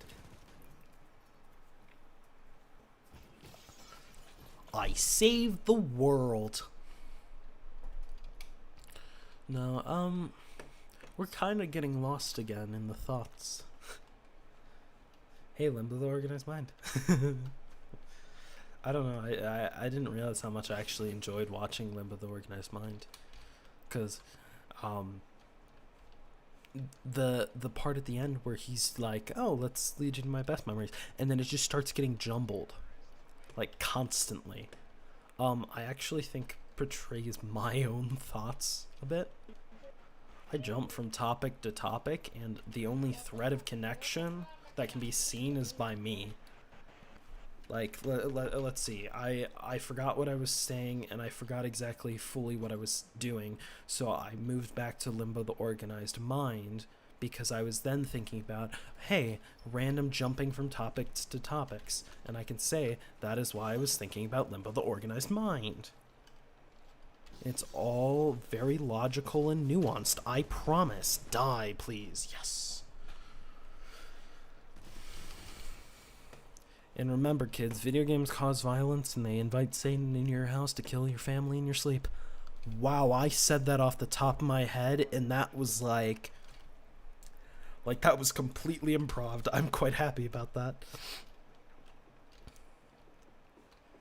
And then the other thing about me talking is I don't like, when I make a joke or something, I'm like, this is the joke I made. Why is it funny? This is why it's funny. I don't let jokes just go. And I quite like absurdist comedy, so I like doing weird stuff. Like, I was listening to a thing about In Space with Markiplier. Markiplier talks about how he literally just had, like, there's a scene where it's like a gun standoff, and every time they just keep moving the guns back and forth. Like, it's two people who are on one side and two people on the other, and they're aiming guns, and then they keep switching between the people they're aiming at, and there's just a constant effect of gun rattling. And I'll be honest, I didn't notice it until he pointed it out. But like, those small kind of details are some of my favorite kind of things, because it's just absurd, and I love that. I'm trying to think if there's something else off the top of my head that I can be like, oh, this is something that I would consider absurdist comedy. I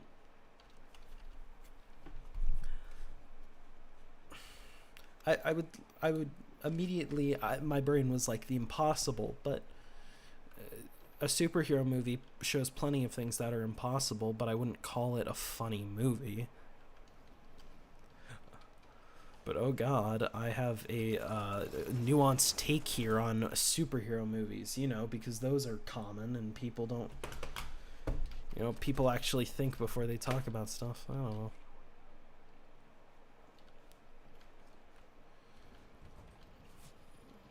There's also the aspect of like all media industry where it's like, if I watch this, I'm supporting this person, and it's like, yeah, You are. And the fact that you single-handedly going, I don't like what they're doing, I'm going to stop supporting them, is not going to do anything. And that's another little bit of a depressing thing. But hey, if you have a following online, you can call for a boycott and maybe cause a slight dividend. And then maybe you can work up enough social media outrage or news outlet outrage to work up a boycott against the people that you're thinking about. Ooh. That's fun. Going back to things I do, because I love talking about myself, because I'm obviously so great and interesting. I like watching things. My microphone's on, right? Yeah, I was worried for a second. I like talking about things that, one, I probably don't have enough of an understanding on, which isn't good. But I also like talking about things that I haven't experienced, which, in that sense, I mean, I know pretty much all the plot beats and all the information, all the extra little tidbits about Jojo Rabbit, but I've still not seen it. Same with The Boys.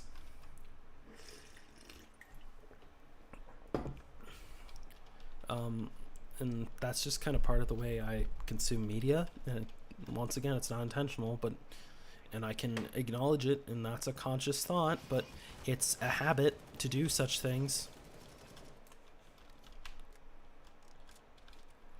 I want the Darth Vader gun.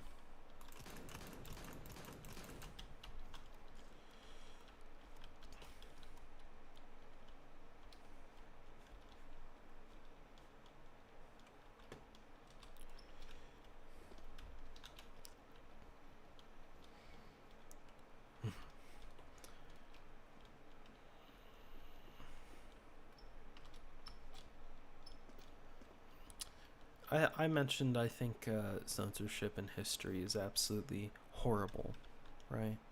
But something I didn't fully touch on, but while being reminiscent of that, is that while I think it's horrible to defile history,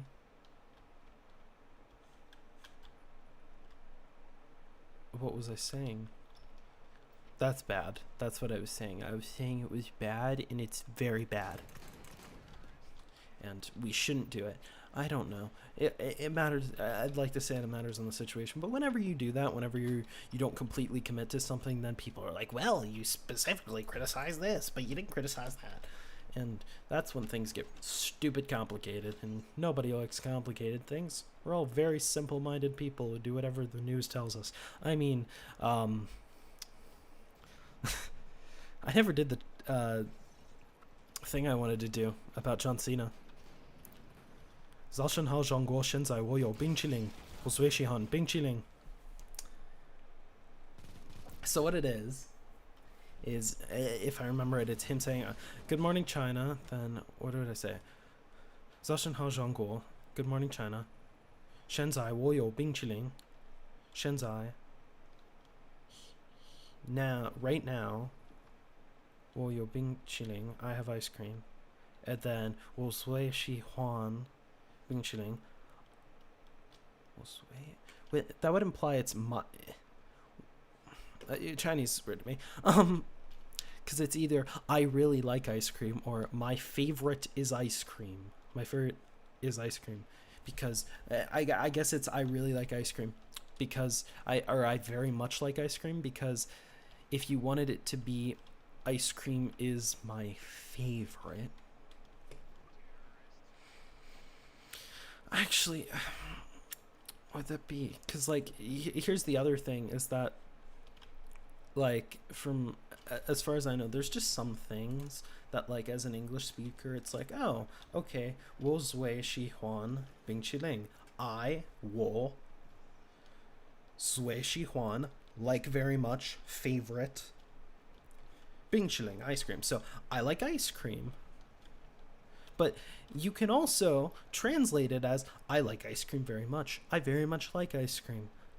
I quite enjoy ice cream, and it's because like a lot of languages don't actually translate over properly because they're formed at different times and with different ideas, and that means a lot of them do not share the same concepts.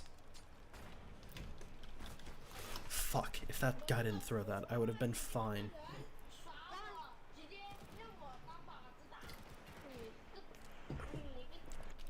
Are they speaking Chinese? Because a little bit of that sounds like Chinese, but I don't want to say it's Chinese, because then what if it's a different language and then I get murdered online? Or in real life, you know, some people take that very seriously. And as an American, I have to be the most culturally insensitive individual in the room at any time, obviously.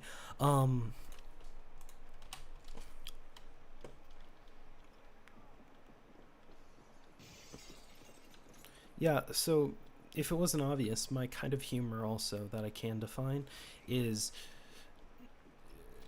contradiction and sarcasm. If you can contradict something,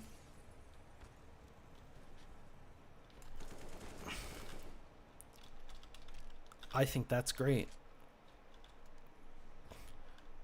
Like, because a song that I love, here, Philox again, because a lot of his stuff is political, and I really like his political stuff. Not exactly because I agree with it, but just because I think he well, I agree with most of it, but he articulates his ideas quite well, I think. There's a song called The Confession, which I don't know if there's a full version that he ever released, but there's a home demo version. And it's a bit grainy because obviously didn't have the greatest home recording system. But I'd argue it's better than a lot of the Beatles home recorded stuff. But I really like it, and it's about someone going to prison for a crime they did not commit, knowing they did not commit it, and then basically feeling so pressured that they have to confess, so they do, and then while telling you all of that, it also brings up the effects that confession will have. You'll be looked at with scorn by future generations and things like that, which I think are, like, it very well points out that, yeah, there could be innocent people who get accused of things, and that's often not faced.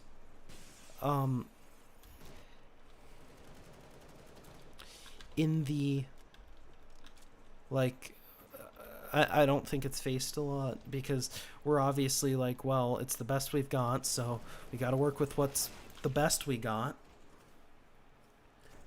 And I think a lot of times people are just like, this is the way it's been, so don't change it. Which I disagree with. I very much haven't, I'll admit this because I think it's important to understand, I do not have a realistic vision of the world. And what I mean by that is, like, obviously I don't have a realistic viewpoint. I can't know anything, or everything. I mean, I don't know anything, yeah. But my actual, like, vision of I want the world to be this way is not realistic, and it never will be. But my argument to that is and will always be, you have a vision for the way the world should be. Okay. Now, it may not be realistic, but even if it's not realistic, that doesn't mean you can't aim for it. And, like, obviously that can be interpreted as, hey, kill anyone you don't like, because that technically applies to what you said. I might not be able to get everyone I don't like, but I can kill a few. Like, you could take it that way, and I'm saying don't do that. But people march the streets looking for change, or looking for a way to change things back to how it used to be. And they reminisce about the past and the future and the present and what will be and what won't be and what could be, and all these different things that might be and won't be and could be, and like I said, all those different things. And I mean, part of the beauty of being human, isn't it?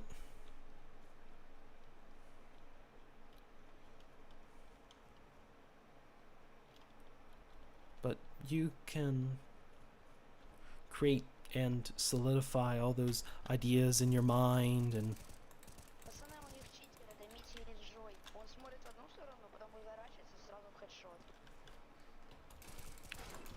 I need to change my gun. Where was I going with that? My point is that if you want to change the world for the better, and that's not endorsing murder, I think you gotta accept that sometimes things that sound nice aren't gonna be realistic. A lot of things that I support are not realistic, but I support them because while not being realistic, I think we should aim for the closest we can. I don't think we should just stop and look at an idea at face value and go, this is unrealistic. At least, and then just ignore all of it.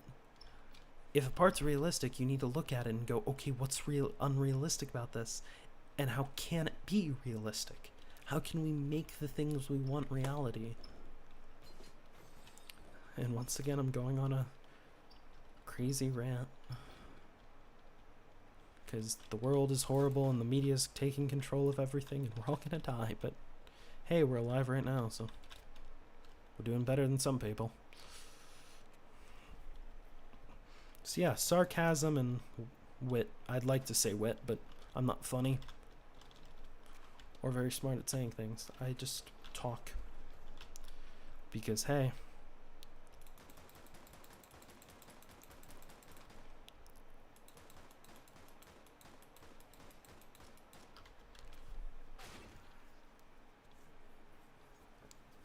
I killed 2 people. This man missed and then shot me. That was crap, but hey. Who knows? I don't know, which I think I kind of made obvious, actually. We're all gonna die. I'm going to die. I don't know. And then you have people, obviously, who, like, you think about it and you're like, Hitler was a bad person. You're like, obviously, yeah.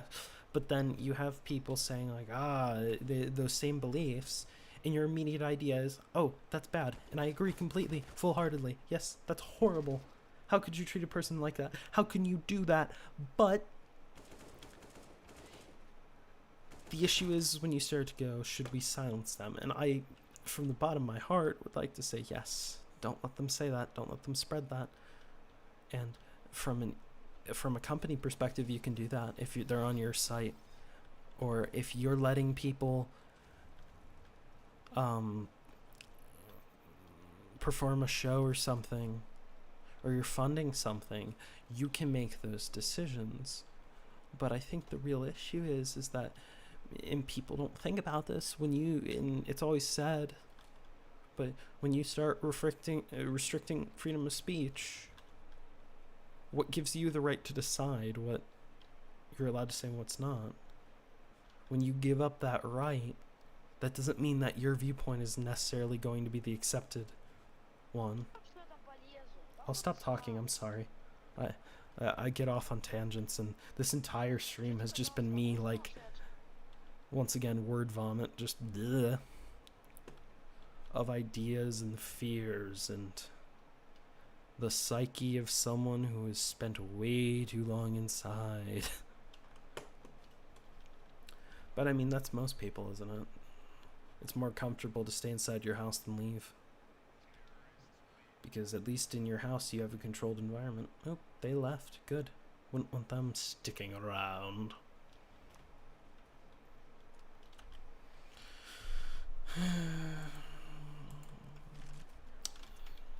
I'm really tempted to play a Phil Ox song. Chef's Kiss, lovely. I love it. It's so good. He is the artist that I would, like, preach, like, as if he was a saint, a patron saint. Because genuinely believe he has good music.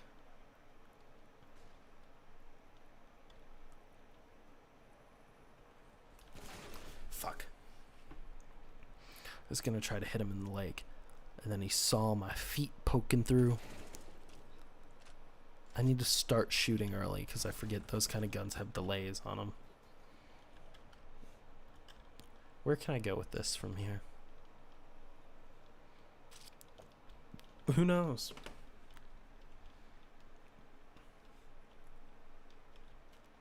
Pasta visual is a really good kind of soup. Or I don't know if you'd call it a soup, but it's like a pasta soup is the best way I can put it. And oh my gosh, that's good. But like my mom made something that wasn't pasta soup. It wasn't pasta visual. Actually, it was pasta soup. It wasn't pasta visual. Very good. A bit creamier than pasta visual. But the only thing it needed was bread. And I was like, oh, that would have been so much better. Not for my health, but for my taste buds.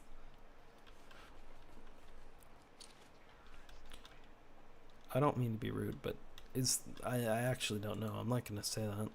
I was going to be like, can you not turn around? Are you incapable? But, and that's not really that rude, actually, but I was just kind of confused. I don't remember. I haven't picked up a hostage in so long because I die every time the round starts. That is literally my job position in this game, is to immediately die as quick as possible. It's not intentional, but it does happen. You talk about freedom and all of the things that make people so happy, but when you go and complain to school... Fuck.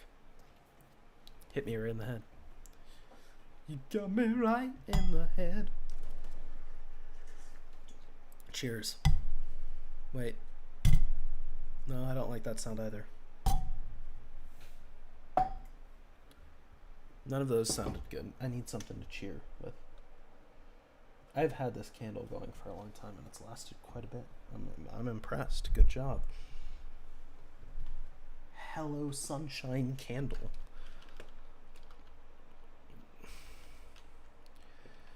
Here, what else politically can I complain about, but it wouldn't be horribly controversial that it will immediately alienate anyone who gets on? I love discussing politics, but it's just such a messy business. I mean, it's the way it is, isn't it? Because you got opinions and people argue and you're scared. What if your opinion is... One, you're scared. What if my opinion is wrong? So you kind of automatically side with it, whether it is wrong or not. But also then, what if they get their idea and it's wrong? What could the world look like? And that's the other like scare factor of politics, is that, oh no, if I don't stop them, who will? And it's just, it's so dumb. But I mean, I understand why it's like that. They had a Zeus. That sucked. I hate this map. Can I... Ah!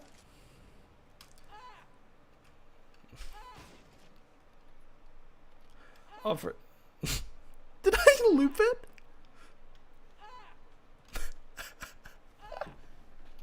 I looped it. Oh, that stopped it. Oh my gosh. I'm expecting it to still do it.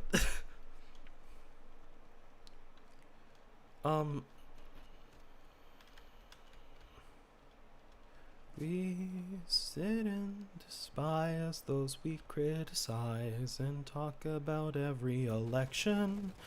We discuss all the trends of stocks and the end. But still there's no time for confession. Ooh, I like that. I love coming up with like music lyrics, but it's very much always an on the spot thing. It's like, my brain's like, hey, words. I'm like, ooh, yes, I like words. I use those sometimes, just not very well. there's a lot of things I want to do, but it's always that hesitance of, oh, will it turn out good? Will it turn out bad? And it's just something that you gotta sit down and be like, oh, I'm doing it, and whatever happens, happens. Which I'd like to say I've gotten better with, but I really haven't. Streaming, I've gotten better at streaming just because I've gotten better at talking.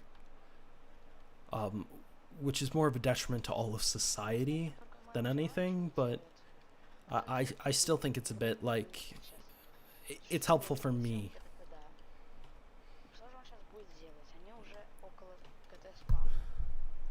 3, 2, 1. I wish I could understand other languages. Туркомен прям вообще. Без него бы мы ничего не справились. I really wish I could. It makes me so sad because I'm so stupid. No, you go, idiot.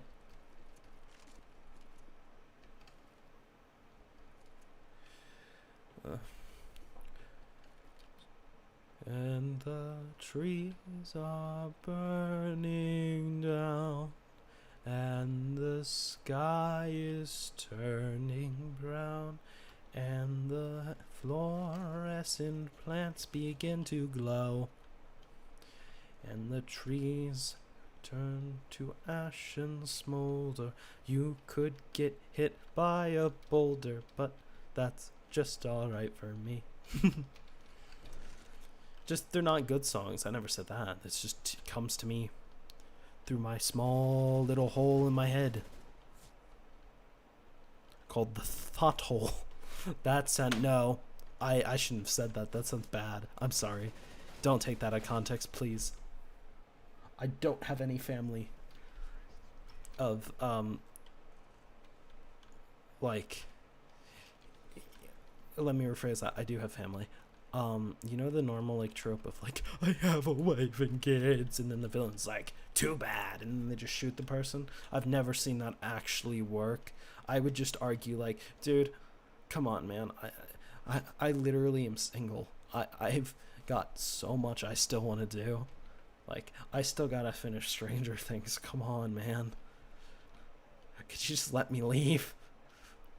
Like, I want that kind of that's the kind of joke I also love, because like I said, I love sarcasm. And along with sarcasm,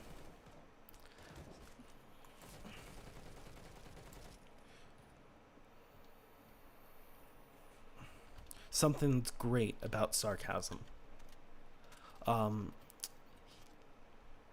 is, okay, if you're using sarcasm,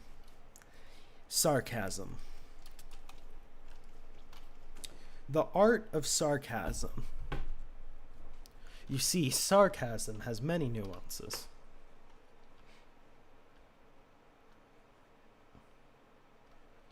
Some may even say that sarcasm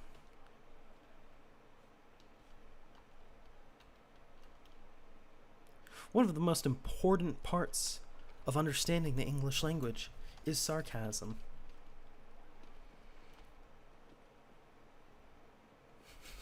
I just said sarcasm a lot. Get it? It's funny. Laugh.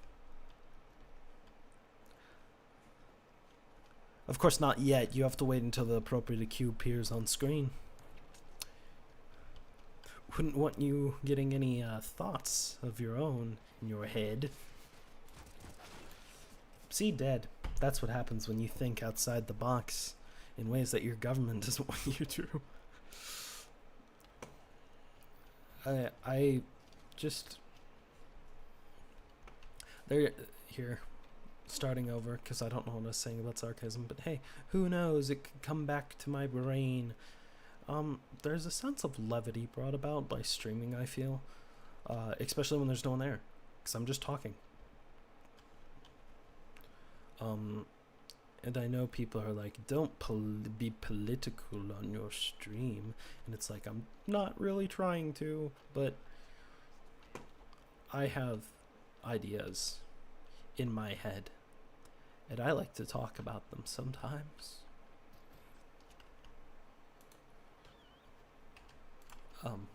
because otherwise it could explode. And that's quite a mess for everyone, isn't it? You gotta clean that up. Well, and specifically, you got to clean that up, because I'm not gonna be around to clean it up. Oh, run away! Run back up. Run back down, run back up, turn around. Then throw up. Oh, sorry. That was my fault. I'm so sorry. I need to hit my key more so I can talk to people of intelligence and intellect. There are people hiding in a tube, and I just died because they're hiding in a tube. Do you just turn around and be like, hey man, you think we're good? Yeah, I think we're good, and just turn back around? Because they said that was kind of dumb. If not so, that was kind of funny. I think I'm starting to get physically tired. No. Maybe. I might be dehydrated. Ooh, good. Everything's going good up in the old brain stem. Here, you really want to get political? I got two.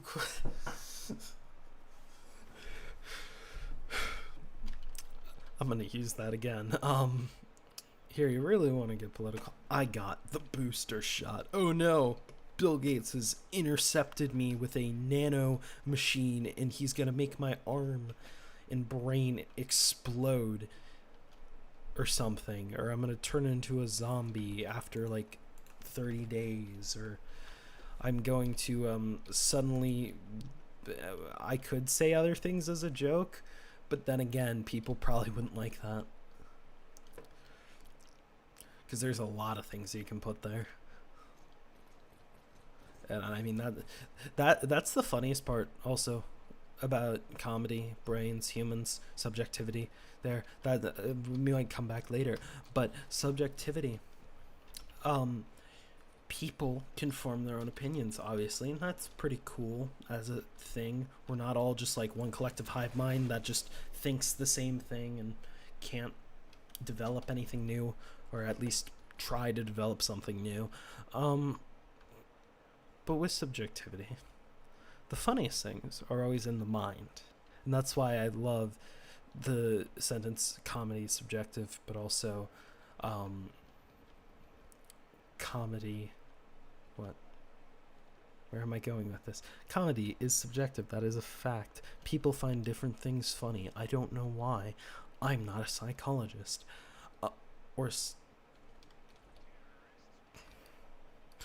I don't know where I'm going with this. I just enjoy it. Life as a whole. We have a 20-second average view duration. That's good. On the other hand, me just rattling my mouth off, you might assume that I have like ADHD or attention deficit disorder, ADD. I don't, amazingly enough, or I hadn't been diagnosed, and I don't normally hop between like thoughts so quickly. I think it's also because my room's hot. I haven't drank a lot of water today, and I'm also sorry about that if you heard that, but I'm on purpose trying to just run my brain as quickly as possible and be like, okay, what about this idea? What about this idea? Which causes me to kind of like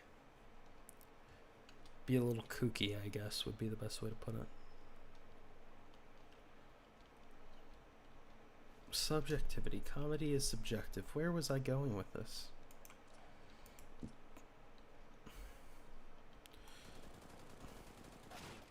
That was bullshit.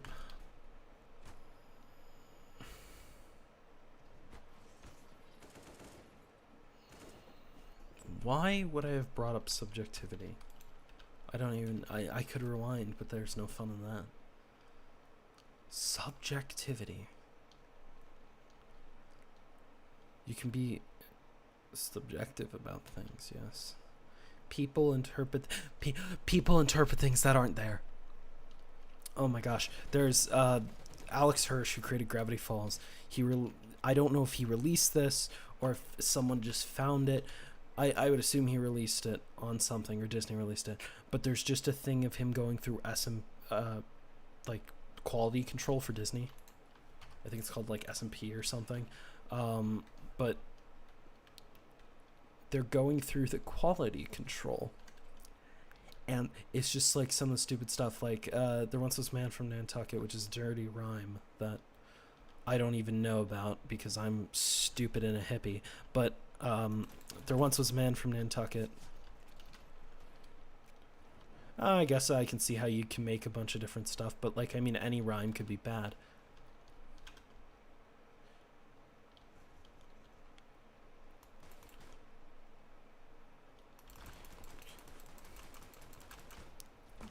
So the thing is that they were basically complaining because he wrote there once was a dude or a man from Kentucky, which was a change to the rhyme, and they basically felt, well, basically the word fuck could be gleaned from it. Because I think the joke he sent in was like, there once was a man from Kentucky who misspelled the word fuck and got fucky, which was the joke, and then he gave a better rendition of like, this is what would be more accurate, and they were like, we still feel you could get that out of there. And he's like, how can anyone complain about something in their mind? Which I think is even more fascinating, because you're right, it's something really stupid that people are complaining about because it's something that's purely in their mind.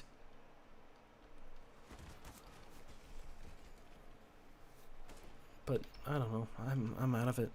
Ooh, hey, let's talk about other interesting things that are controversial.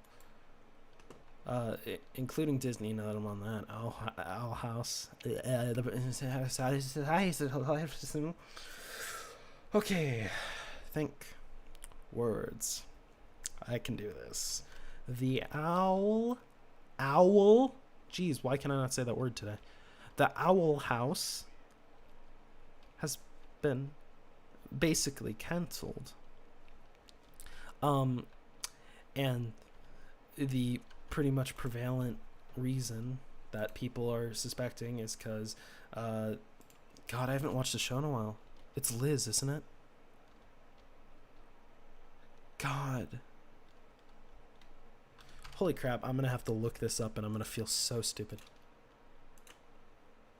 Shut up. Don't do that. Liz. It's her, right? The thing is not loading. We'll see. Am I thinking of the name wrong? Yeah, it's a character from the Owl House. And then Amity, I believe? There's a scene of them kissing, and oh, shock and horror, they're girls. And apparently, I'm assuming someone didn't like that, or, well, I would assume someone would have had to like that, but I don't know if there was an actual complaint issued to Disney about it, or if they just decide we don't want this. So that got canceled, which is a disappointment, because I'll be honest, it was kind of one of those shows where it's like, it's a guilty pleasure, because I grew up watching Gravity Falls, and that show was weirdly fitting for both adults and kids, and sometimes neither. But the Owl House is probably the closest thing I feel Disney has produced to that. And hey, it's even got Alex Hirsch voicing some of the characters, and I was like, oh, this is fun, and it's magic, and it's building its own world, and all the characters are weird and wacky, and it very much reminded me of that kind of Gravity Falls like episodic format.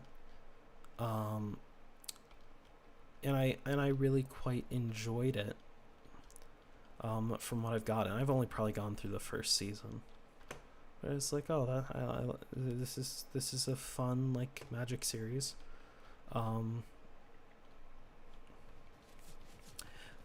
But then I think what's even more interesting is I don't know when that was announced, but probably this year. And then you have Thor Ragnarok, which has multiple, like, well, it doesn't show anything. I don't think you could really argue, but it basically is like, Valkyrie, what's her character? It has multiple mentions of she had a girlfriend and then she died, and she's sad about that, and they haven't really done anything with it. She's just sad, and they literally make a joke about where they're just like, so you're drowning all your pain with alcohol, and it's like, yep. So I don't know how that is for character development. I suck right now. I'm not doing well. But the point is, that was there, and then there's the thing with Korg where it's like all of his species are male, which wouldn't be a thing because if all your species are male, they're one sex, so there wouldn't be a male. But hey, it's gay. So they included it in the movie, and I would assume that's because, well, I don't know. I would assume it's because Taika Waititi. I don't know why it was included in the movie. Valkyrie makes sense. I don't know about Corey. I don't remember if there were previous mentions or not. But that was weird. And now Disney is having issues selling it to China because they really like sending Disney and Marvel movies over to China now. But I was kind of happy with it, and I was like, oh, that's lovely. It's nice that they're doing that, but it was kind of weird to me because it's like, well, Disney just canceled a show that I would argue was more interesting than this movie was.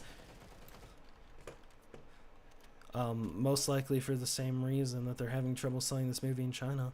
And I would assume it's because it's implied like, oh, it's a kid audience. But a lot of kids' shows have ideas of romance in them. And no joke, the only thing that happens is the two characters kiss. So I don't exactly get that either, but hey. Don't want to anger people. They might be angry at you. And then what would they do? They wouldn't watch your movies? Oh God. How are you going to make money off the million of other people who are willing to watch it because they do not care? And then the even more people who are like, this is super exciting. It's a cartoon that represents me. So, hey, I'm sure you're losing a lot more money, but I don't know. It's just one of those things where I'm like kind of ticked about it because, like I said earlier, I like art. I like ideas. I like music. And that show has a lot of fascinating like ideas. One of my favorite things that I don't feel is fleshed out in a lot of magic series is like the idea of runes. I love that idea of being able to cast magic by just like writing out complicated like shapes and stuff, and then you can build, like in a lot of those shows, you can build spells that are like canonically way more powerful than any actual spellcaster could use, and I think that's awesome. And that was one of the things in the show. Like, the main character does not have the ability to use traditional magic. And then they figure out they can just draw runes and accomplish the exact same thing, which is really cool idea instead of just giving the character magic.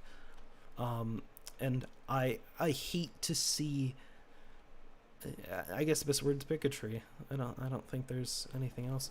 I hate to see art stamped out because people are like, I don't agree with this because it goes against my personal beliefs. And fine, but you're right. Your ability to have those beliefs is the same reason everyone else can have those beliefs.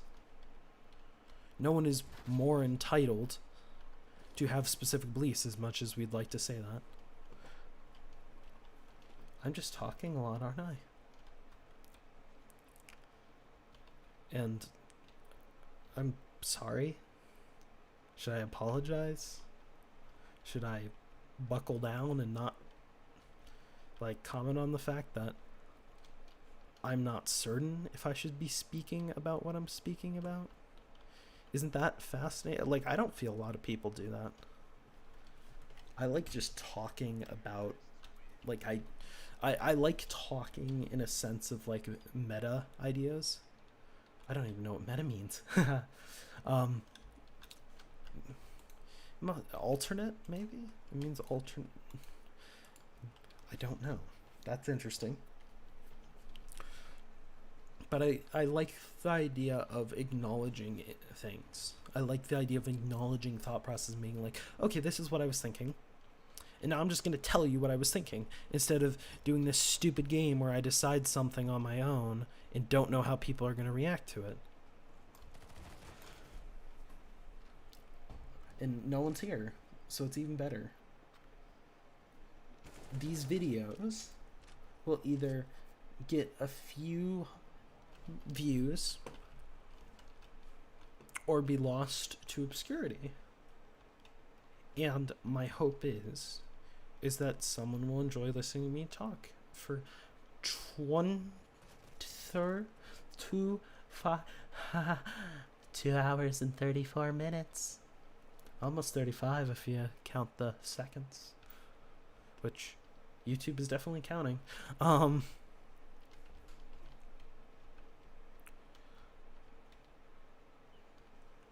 should really play a different game for a chill stream.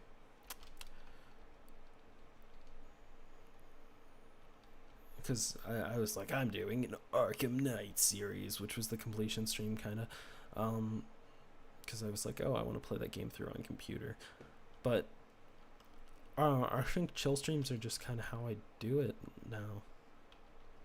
It's this idea of me just speaking, and I love it. Oh no, it's raining, which is quite nice, isn't it? I got a lighter the other day, like a flint lighter that I like, the, you know, the kind where it's like, the cool detective takes out a cigar and he lights it with his Zippo lighter, and it's like, and I was like, that's cool, I want one. And it's not like I smoke or anything, I just wanted one. I have literally nothing to light it. Every once in a while I'll just like flick it open, light it, and just be like, ooh, pretty, then close it. And there's nothing gained. It is literally a waste of money. That is just like one of those things that it just entertains like the small dopamine part of the brain where it's like, ooh, fire, voice cracked again. Oopsies. I'd like to apologize. Would you like to know why I apologized? Because I offended you, and that was rude of me, and all this stuff. I've heard The Boys is good, because it kind of pokes fun at like the big corporations that we all know it's there, where it's like, haha, we're pandering to the public. Because obviously we wouldn't want to say something that might offend buyers, and then they won't buy our product. Am I cynical? Maybe. Can a cynical person call another person cynical? Is there like a level of cynical that has to be reached before you can call yourself a cynical person? Have I reached that level? Have you? Are we at the precipice where me asking these questions will break all of reality and time as we know it, and a new universe shall begin? Speaking of new universes, here's a fun segue. I was thinking, okay, the universe, Big Bang, boom, universe created. So we always think of like, oh, if you just go far enough, there's another universe, which isn't how it works. Or you think like, oh, if you use a magic portal, you can go to another reality, and it's like, probably not. And in my personal opinion, I think the way it works, oh, come on, unite against them. I think the way portals work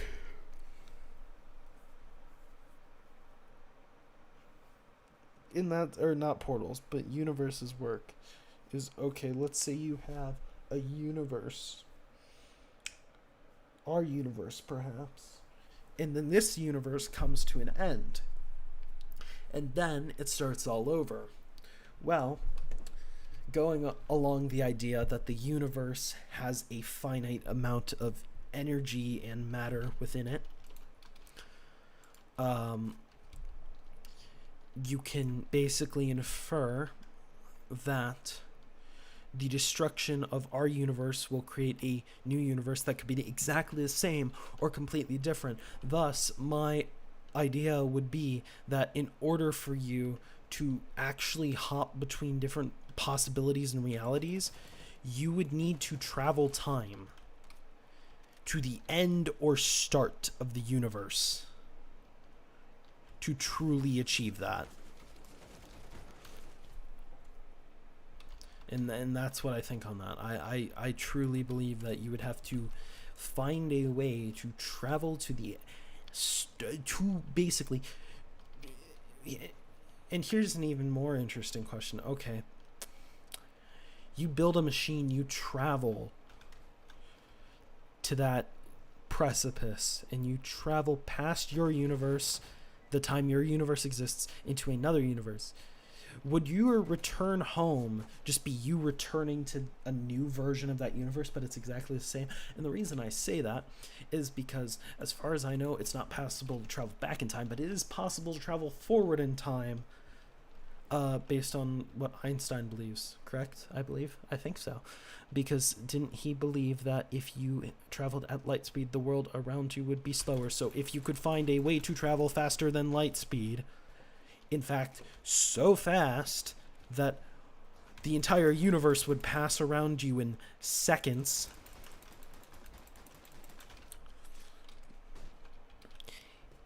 it is completely possible you could go to whatever reality you dictate.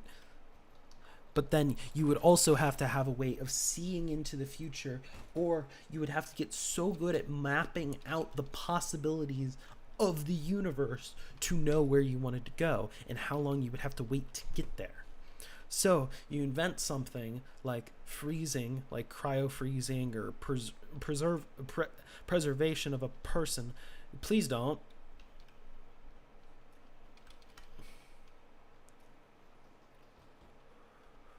Why?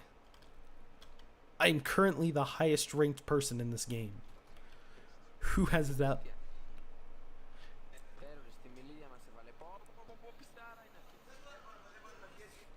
It just sounds like it's him and the boys playing a game of CSGO. No, but what I'm saying is then what you would need is a computer that could predict all possibilities. Something that's so quick it could predict for every possible occurrence in the universe. And then it could calculate how long until a universe will return to that state.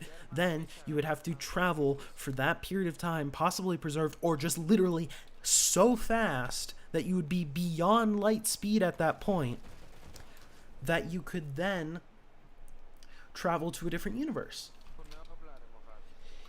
And here's the interesting thing that then would be brought up. Okay, the universe has a finite amount of energy, so then if there's a finite amount of energy within the universe,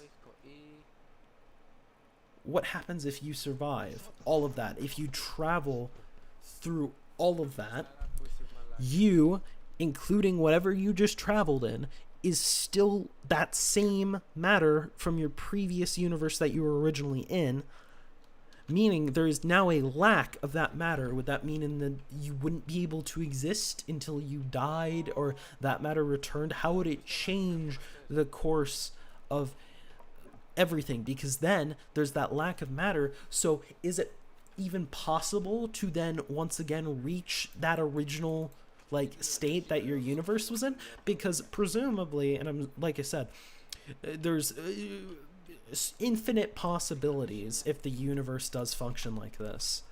So if there's no reason to believe that the universe would never repeat itself, because obviously that you'd be like, well, it's such a small chance because there's infinite possibilities. But I don't remember what the phrase is, but isn't it something along the lines of when you're thinking in infinite, anything is probable, or it's more probable? There's something where it's when you're thinking in such large numbers that's ridiculous, there's actually a higher I don't remember what it is. What is it? I'm sure there's something on it.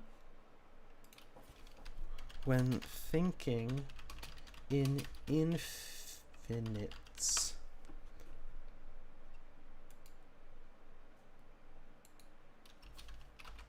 Thinking in infinite. If the infinitive is in the middle of the sentence, then the infinitive phrase starts at the end. No.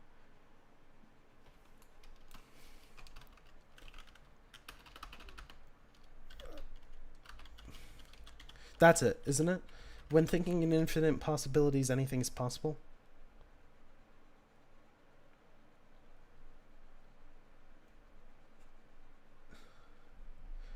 And then at that point, if you're traveling between universes, you would imagine the goal would be it's an instantaneous jump.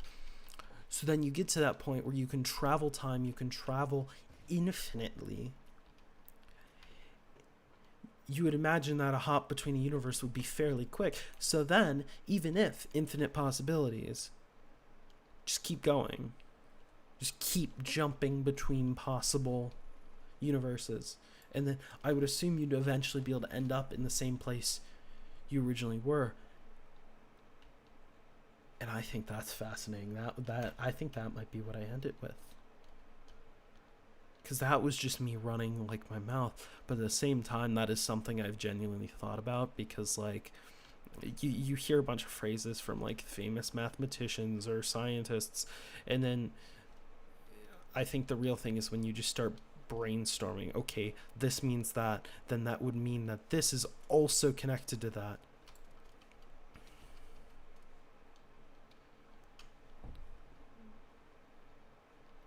I think I'm gonna be done soon.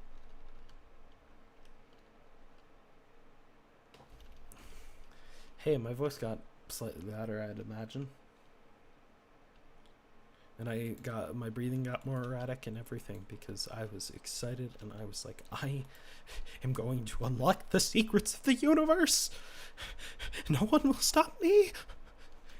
And I think that was quite enjoyable. There's probably another part to that I'm thinking of. My head. And obviously, as a person, as a human being, it's hard to comprehend infinite because I can talk about it's strange though, because we can comprehend it, just not fully, because I can talk about infinity and experiencing all these different things, but none of it really means anything to me because I don't actually have a strong enough understanding to be like, this is what I'm talking about, this is what this is meaning. Which, I mean, just the intricacies of the world that we live in. And like I said, perception is such a big part of living within the world, the universe, and everything else. So even though infinity is not something we can comprehend, as in you could not exist for infinity as a person currently, you cannot permanently exist, you can't understand it in that literal sense, but you can figuratively understand, okay, a constant state of being that would never end, which is amazing to me. And there's always those theories about there's always those theories about other dimensions, what if about the fourth dimension and the fifth dimension? It's what if it's all there, but it's beyond our perception? And yeah, maybe. I don't care though.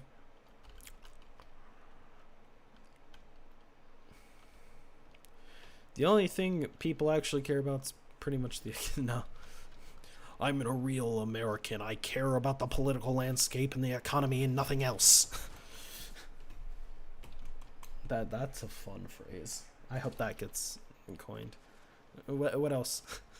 I care about the economy, the political landscape, and oil. We don't invade other countries.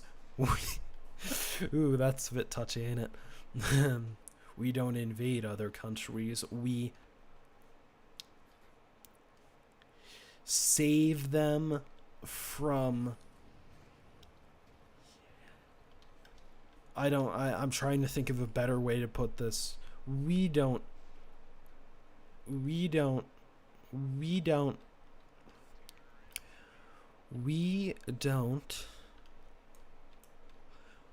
oppress other countries that we believe to be less civilized. We simply stop those with flawed ideology and political beliefs from influencing their control on those who have less experience in the modern world. There's literally, I don't understand how we have been able to do, like, invade other countries for 100 years. I don't, like, that's very hard to justify. How do you say that in a good way? We're helping them. Yes, how are you helping them? We're teaching them of democracy. And how does that help them? Well, what if they were communists? I mean, the entire Red Scare thing was just, it's so depressing. That idea of like, oh, the government is gonna, I don't know, destroy everyone or something. Oh, you smart bastard. Good on ya. I think I'm gonna end this. So, to leave you all with a important question for the non-existent people who don't exist, I have the most pressing political inquiry and quandary of the modern age. And I will tell you as soon as the stream catches up. Because otherwise, I would have failed at building this up.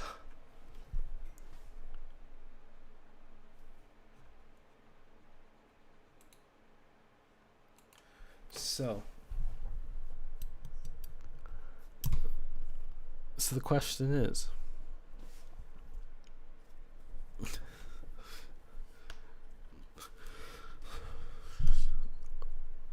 the Nowhere Men, I guess, would be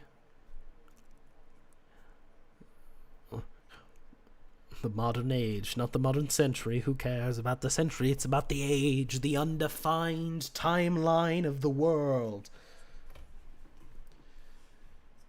I think we're good now. So, here we go. Just gotta ask.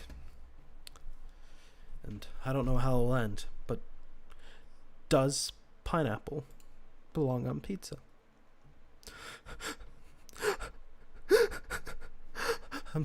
I'm sorry.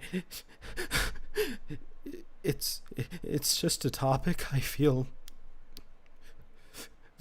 very strongly about. I bid you farewell.